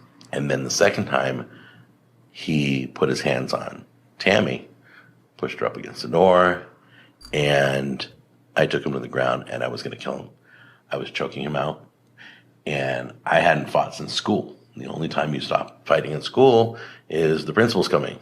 But this was a moment I was choking him and screaming in his ears, "You don't ever touch a woman. You don't ever touch a woman." At the top of my voice, I was choking him so hard, his nose started to bleed. Oh, wow. And Jesus. And I didn't know when to stop. So we sit down, and Pastor Davis gets up there, and he's like, first thing I hear him say, "We need to napalm the Palestinians." I'm like, I look at my honey, I'm like, honey, did the pastor just say we need to like wipe out everybody like over there? Yeah, and he's for like, 5 minutes. And I'm like, I stood up. Where do I sign up? Where do I sign up? Napalm the Palestinians. He says, where do I sign up? Bitch. Fuck. But yeah, I'm glad Jack Jr. got out of that house and escaped from this abusive fucking bastard who choked his own son. I was gonna kill him, he says. I was gonna kill him. straight up saying that he was going to murder his own child. Now, keep in mind, he has another child that he forced into homelessness, kicked him out of the house. So yes, Jack Scalfani is a piece of shit.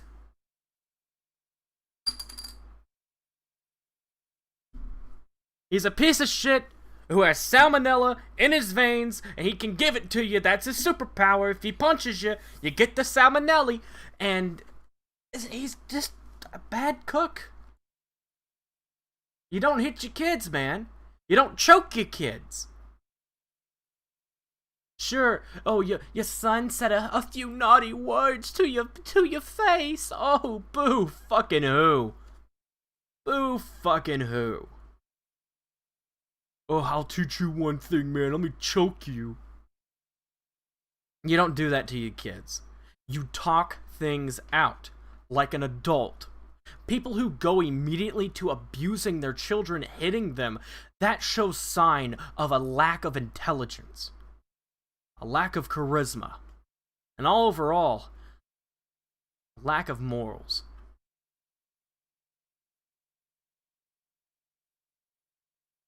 Jack Jr. didn't deserve that. Sure, he shouldn't have been talking shit. You can say that. Shouldn't have gotten into smoking weed. But his father never taught him. His father taught him how to be mean, how to beat people, how to be a lazy, good-for-nothing piece of shit on unemployment. That's what his daddy taught him. How to make money off of YouTube videos. And then brag on a podcast that he tried to strangle his son and wants to bomb the Palestinians with napalm. That's who Jack Scalfani is. I rest my case.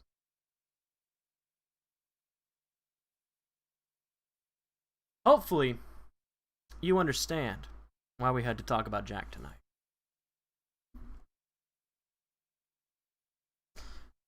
So, yeah.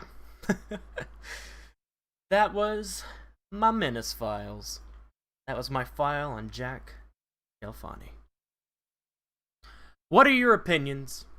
Let me know right now, or forever hold your piss. Or maybe you are watching this later. Leave it in the comments. Did your opinion on Jack change after what I just said? Or do you still like Jack? Do you still think that he's just a goober? It's all up to you. I can't really change your opinions. That's right. But I'm going to show off a big compilation of Jack's stuff. Denzel, I know you're watching. That was a lot of shit you didn't know. But I looked it up. I found it. I think you and I can both say fuck Jack, right? Right, Denzel? I know you can hear me. Let's watch this compilation. Let me pull this out of the files. Last week we did Aunt Myrna's recipe with the coleslaw. Amazing. This week we're doing party cheese salad. When I saw her make this in Alabama, I was like, goosh, I'm not sure about some of these ingredients, but then I tasted it and it's like a dessert. It's really cool. So let's get this thing started. We're gonna cook all this on the stove, then we're gonna pour it in this glass dish, which I've never used in my whole life. I think my mom gave me this, but I'm gonna have a chance to use this, and then we're gonna chill it. So it's gonna be awesome. Let's get started right now. Wait till you see this. I never would have put these ingredients together had it not been for Aunt Myrna. Alright, so let's talk about this, this right here. Pimentos. Basically, they're like a little pepper that some people put in olives, you know, pimento cheese. That's what that is. It's a little pepper. Cream cheese. Alright. You know, jalapenos and cream cheese, pretty good. Pretty good. Not gonna lie, pretty good. Whipped cream. Odd choice, but alright. Lemon jello? Okay. Pecans. Yeah. Bell peppers and celery chopped up. Okay. Cheese? Maybe. Crushed pineapple. Okay, now we're getting fucking wild. You got cream cheese, pimentos, Cool Whip, crushed nuts, any kind that you like. I'm using pecans. Lemon, or you can use lime jello, celery, bell pepper, pineapple, and American cheese. Can you believe this? This is crazy. And make our own. What's really cool about this is, this has little legs, so it doesn't fall over while you're trying to put your eggs in there. 2 eggs, right? That's right. The guy wanted everything in his, remember? So we're going to do that. We're going to give him just what he asked for. 2 eggs, 1 tomato, thing of cheese, thing of ham, and let's put in a little bit of onion. Put in some onion there, and there. Okay? Look good? Close that up. Ooh. It's all there. Just like the video. Cool. Let's see if it does exactly like she did, okay? There's your breakfast right there. So I'm going to put it on. Okay, and she did it for 2 counts of 3. So we're going to go 1. Menace, are you going to talk about Anthony? Yeah, sure. 1, 2, 3. 1, 2, 3. And that's what she did. And that was it. So let's cook that up, and I'll bring it right back, and we'll take a look and see how it... This isn't even done cooking inside yet. This has been hard to cook. I know I'm burning the bottom of this already, so I'm taking it out now. But I mean, it's not even fully cooked on the inside. It doesn't cook well. So I'm going to roll this out. I guarantee we've already burnt the outside. And look, it's runny on the inside and burnt on the outside. That's look at not that. burnt. Look at that. That's not burnt. Jack, that's not burnt, Jack. It doesn't even cook well. Unbelievable. That's too bad because it blends. Jack, I think you cooked it too hard. With an omelet, it's a slow heat. You can't just high as fuck throw on eggs and everything. You gotta slow cook that omelet, dude. You can dunk it in. Probably gonna overflow. I don't care. I gotta dunk it in and go. Dunk it in and go. Sounds like Jack's been doing that quite a bit since he's a philanthropist. All right, make sure you don't overflow it. There we go. He's making a corn dog, by the way. Wow. That's crazy. That's a ton of batter in there. Let's get it in there cooking. Shit, is the oil even rotate on? A little bit. There it is. That didn't work. It's coming off the hot dog right now. First time ever. It didn't work well. And center it on the plate. There you go. All right, here we go. And I have to warn you, once again, this is going to be rare. So, if you don't like rare, you might want to leave the room now. Rare? Oh, Jack. Oh, there we go. Oh, I can already see the blood. Gorgeous. I know it's going to be beautiful. I just know it. You can still see the fat! Look at that! Okay, remember the diagram from earlier in the stream? Flashback. Woo. But, look. Thin layer of brown, blood, red. He didn't fucking cook it. Oh. You can still see the fat. The fat didn't even fucking melt. Holy shit. The fat didn't even melt. He didn't even cook it long enough for the fat to melt. He said, oh, boop, boop, done. Put that shit on there for literally 2 goddamn seconds. Holy shit, Jack. How are you alive? Oh, nice and pink, the way I like it. Yeah, nice and pink. I think those are maybe worms and parasites. Maybe it's not even fat. I can hear the emails coming. Look at Yeah, you can hear the emails coming. Not just the emails, but wellness checks. God damn. that. Oh my gosh. Just take the bell off and put it on a bun. But anyway, there it is, right there. Let's give it a try. Well, there it is. Jack, that shit is red as your shirt. Jack! It's gorgeous. Okay, before I try it, I just want to say thanks to Crown Blue Bison. Don't forget, when you cook bison, it's either rare or medium rare. You go to well done and forget it. It's going to toughen up, all right? So. But Jack, there's rare and then there's raw. You didn't even let the fat. Oh my god. Let's give this baby a try. Mmm. He had to wipe off that the ground beef that got stuck to his beard. I took him down to the ground. I threw him down to the ground. Cut right into this. Oh no! The pink chicken! Oh! When you have chicken, if it still has the blood in it, that is salmonella. That you are going to die! It is pink! It's not even cooked! Look how juicy it is. Look at the pool of... Look at that. You don't want that! Jack, you don't want it! You want chicken to be dry! That's great. This did a great job. That's a lot of juice. Didn't Damn, it's still bleeding! cook well right there, so I'm not going to eat that. See how that is? It didn't cook well anywhere, Jack! That's when you cut in and you test your meat. Shouldn't be red like that. Alright, so this is the this is that shit with the cream cheese and pimentos.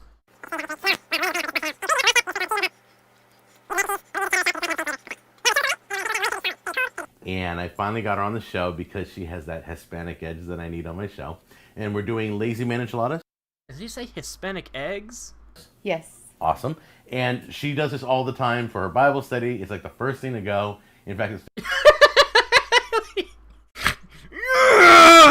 Snake eyes! Look at her face! the only thing there, so it is the first thing to go. But they love it. So... But this was a moment I was choking him and screaming in his ears. Hot, hot, hot, hot, hot, hot. All right, look at that. Came out beautiful. They came out perfect. The bottoms are dark. They're not burnt. Jack. That's just from all the roast drippings that we used. Jack. I think you burnt them. And they're perfectly golden brown on top. And these would be like all on the side of sliced roast beef with gravy and vegetables. Okay, well there they are, nice and beautiful. Oh. All right, let's put in a piece of chicken and see how it works. That peanut butter? Make sure your hands are clean, by the way. Oh, raw chicken and peanut. Make sure your hands are clean before you touch the raw chicken.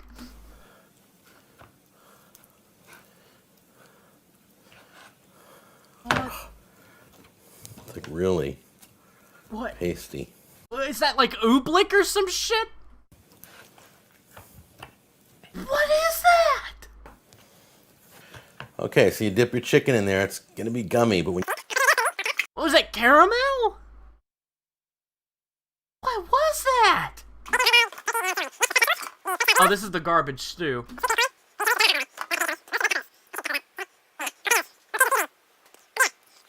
IPA beer.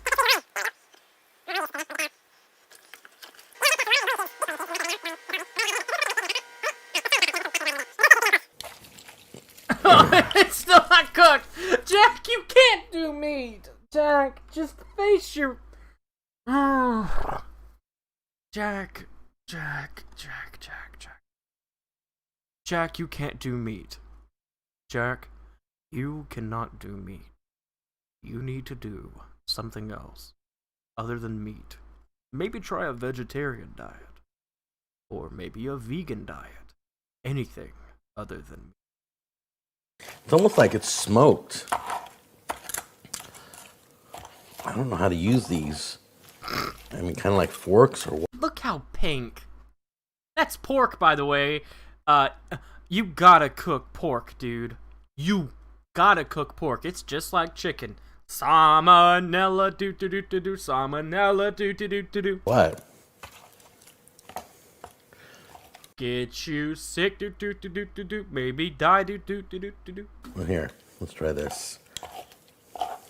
Kirby. Just want to shred it. I should just use it in my KitchenAid.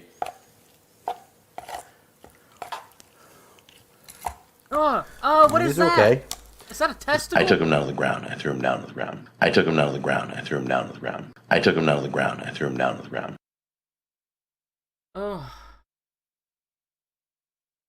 Oh. Jack. Alright, let's look up Anthony.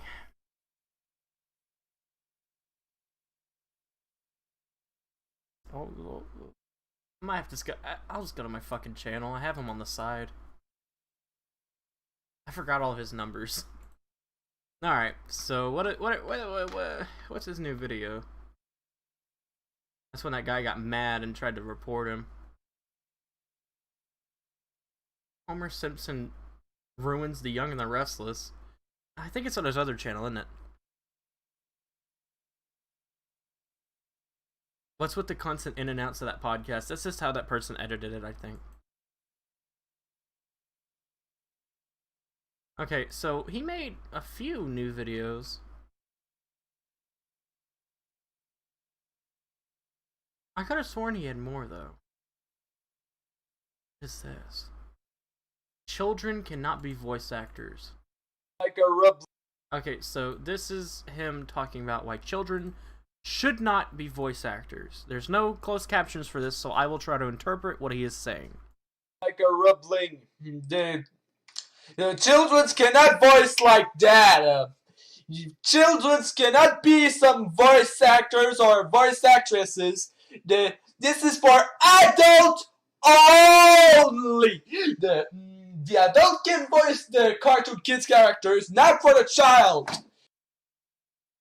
You know what? That's a good argument. Should child actors be a thing? Is that really against morality to force a child to sit down and say shit over and over and over again? I wonder what he means. Like, that's a good point. Child actors are usually not that good because, again, they're children. Children aren't really good at anything other than being children. So, when you try to force a child to act a certain way that's out of the norm of acting like a child, they can't do it.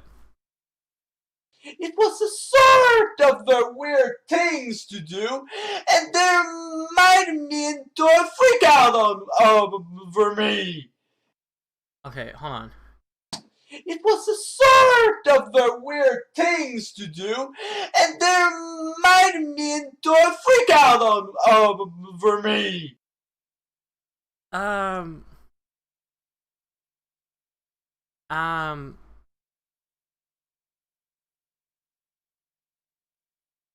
I like the cartoon, but it just so happened. I think it's he liked a cartoon character, but he's not allowed to draw it because it's a child voice actor, and if he draws it, then someone's gonna make a big rant about him. I think that's what he means. I could be interpreting that wrong, but that's what I heard.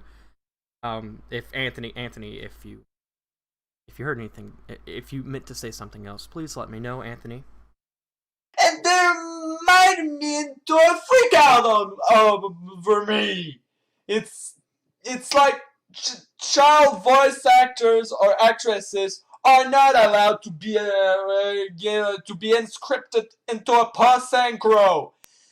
So I think his argument is, anytime I draw a cartoon character I like, people call me a pedophile, which that people call him a pedophile quite a bit, because he likes cartoon characters, and a few of the cartoon characters he likes probably have a child voice actor or actress, and people are like, oh, he's a pedophile because he's drawing them. He doesn't have any sexual feelings for them. He just likes the characters, dude. I tell you this one, I am the boss, because you are the boss, Anthony. You are the boss. I never saw the show. I never saw the Who's the Boss show, actually. I didn't saw it. It's okay, Anthony.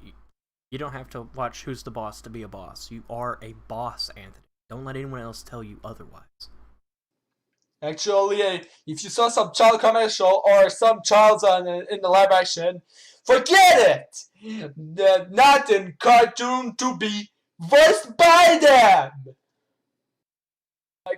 Again, I think he made a pretty solid point. He's just mad that people are calling him a pedophile because he likes a cartoon that just so happens to have a child voicing it. And I get where he's coming from. It's kind of annoying that people think this guy's a pedophile when he's not. He's not one at all. He's just a misunderstood boy with a lot of things going on in his head. Now, let's, there was one video that was pretty sus from Anthony, and I kind of want to talk about it. I don't remember, what is a video? Was it a video? Was it art? Ooh, Anthony. Was it art? Let me just go to his. It was art. Alright, it was art. Anthony drew this. Russell, Hitchcock, and Liam sleeping in Liam's bed. So Liam, from the other images, you can piece together that Liam is the baby from Life of Pets 2. And I don't know who Russell Hitchcock is, but they're just sleeping in the bed together. That's it. It's two dudes sleeping.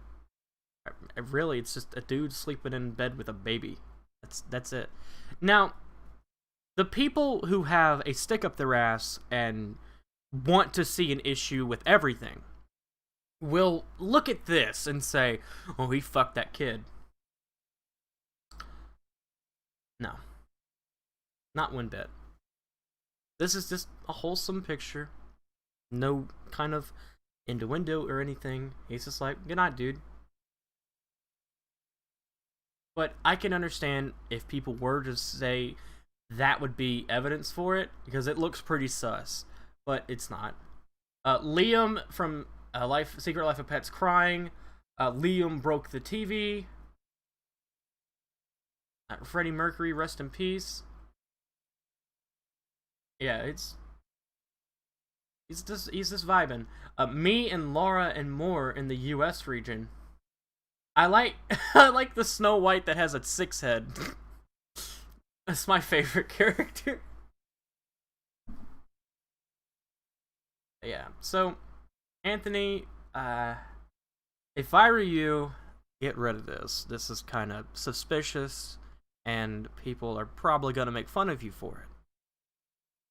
I'm telling you this now, so other people don't. Anthony, this looks really fucking weird.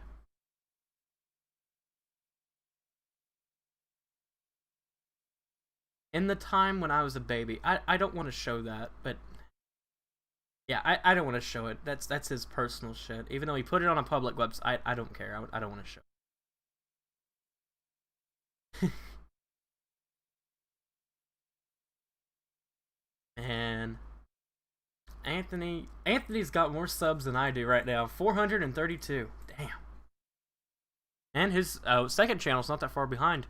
Just two homies sleeping. Aunt and father kiss. Oh, that's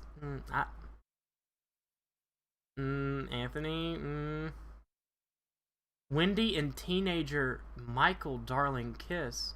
Je m'en fous de ma affaire, ok? Je m'en fous complètement. C'est pas pour ça que je suis ici. C'est pour lui parler à lui, écœurant. Michael, je sais que t'as beaucoup de peine. Ah non, non, non, regarde, là, tu touches pas à la tête. Je suis venu ici pour te dire, ok, que pour moi, t'existes plus, t'es plus rien, t'es plus dans ma famille, je vais plus jamais te voir. Jamais.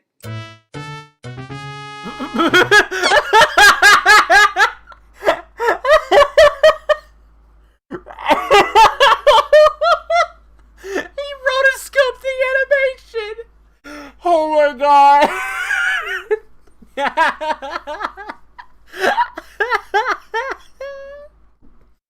Je vais te voir. Jamais.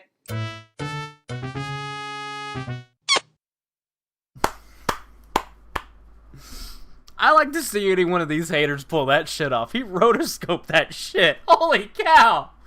Anthony's improving with his video. Like, holy cow, Anthony. Good job. Again, I've always been proud of Anthony. I will never not be proud of Anthony. No matter what he does. Unless he full-on murders, like, a whole bunch of people. Then I might be quite angry, but yeah, I like Anthony. Anthony's epic. Anthony is an epic man with an epic world. At least he's trying. Yeah, at least he's trying. Making content that he loves to make. He's having a fun old time doing it. Oh, boy. Tonight's been a long one. Almost 4 hours. Jesus. 4 hours of this shit. How do you guys even listen to me? Anyway. I just want to let everyone know I voted today. And I got my sticker and everything. It's in the other room. I haven't done anything with it. I voted today. I sent it in. A mail-in ballot. So it should be all good. Yeah. Oh. It's crazy. So tomorrow is Halloween. Tomorrow, Halloween. And we're gonna play some more Animal Crossing and some Fallout. Hope you are ready for that. You better be ready. I'm gonna be opening up my island to people who want to come on and have some fun. So, all you Animal Crossing people who don't watch my shit, dab dab, we're gonna check the polls again. 538.com is where I use polls. We're gonna check the polls one more time.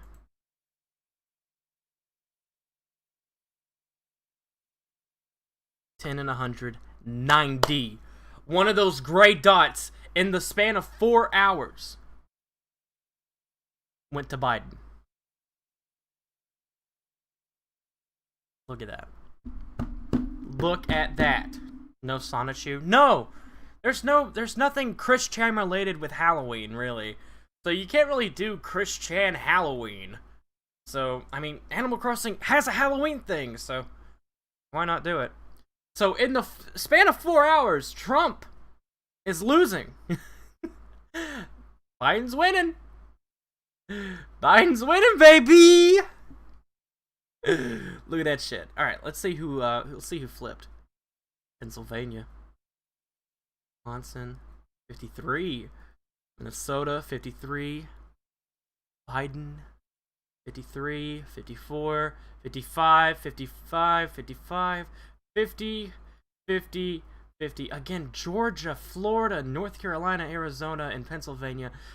A coin toss. Ohio, Iowa, coin toss. Texas is so close to being a blue state. That's remarkable. But Nebraska, oh, fuck Nebraska. All my homies hate Nebraska. Look at that.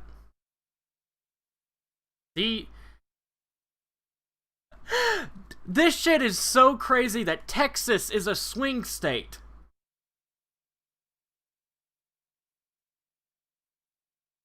Look at, these are all our swing states this year. Colorado, New Mexico, New Hampshire, Nebraska, Virginia. Oh my god. That's just fucking wild. Again, he's not getting close. Biden's getting further away from that red line. You do not want these red lines in there. Let's see, popular vote. He's gonna win that, definitely. Electoral votes. Biden has more, but just chance of winning in general, 90 out of 100. Just 90 out of 100. It's just amazing. So, again, if somehow Trump wins this shit, he fucking cheated, dude. That's just insane. Unless he releases all those little Mexican kids to go vote for him on the 3rd, I don't think he's gonna... I don't think he's gonna do it. That's just fucking crazy. Ugh. Isn't that just wild?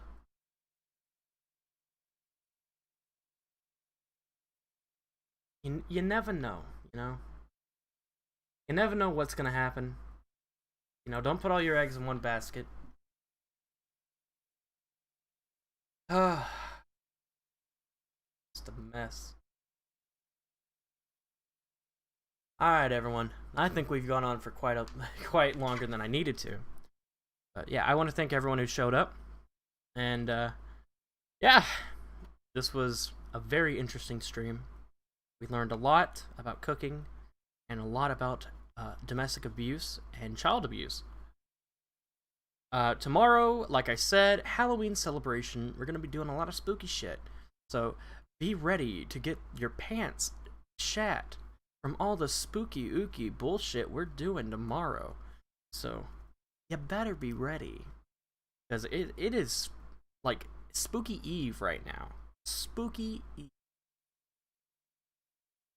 This Saturday. Alright.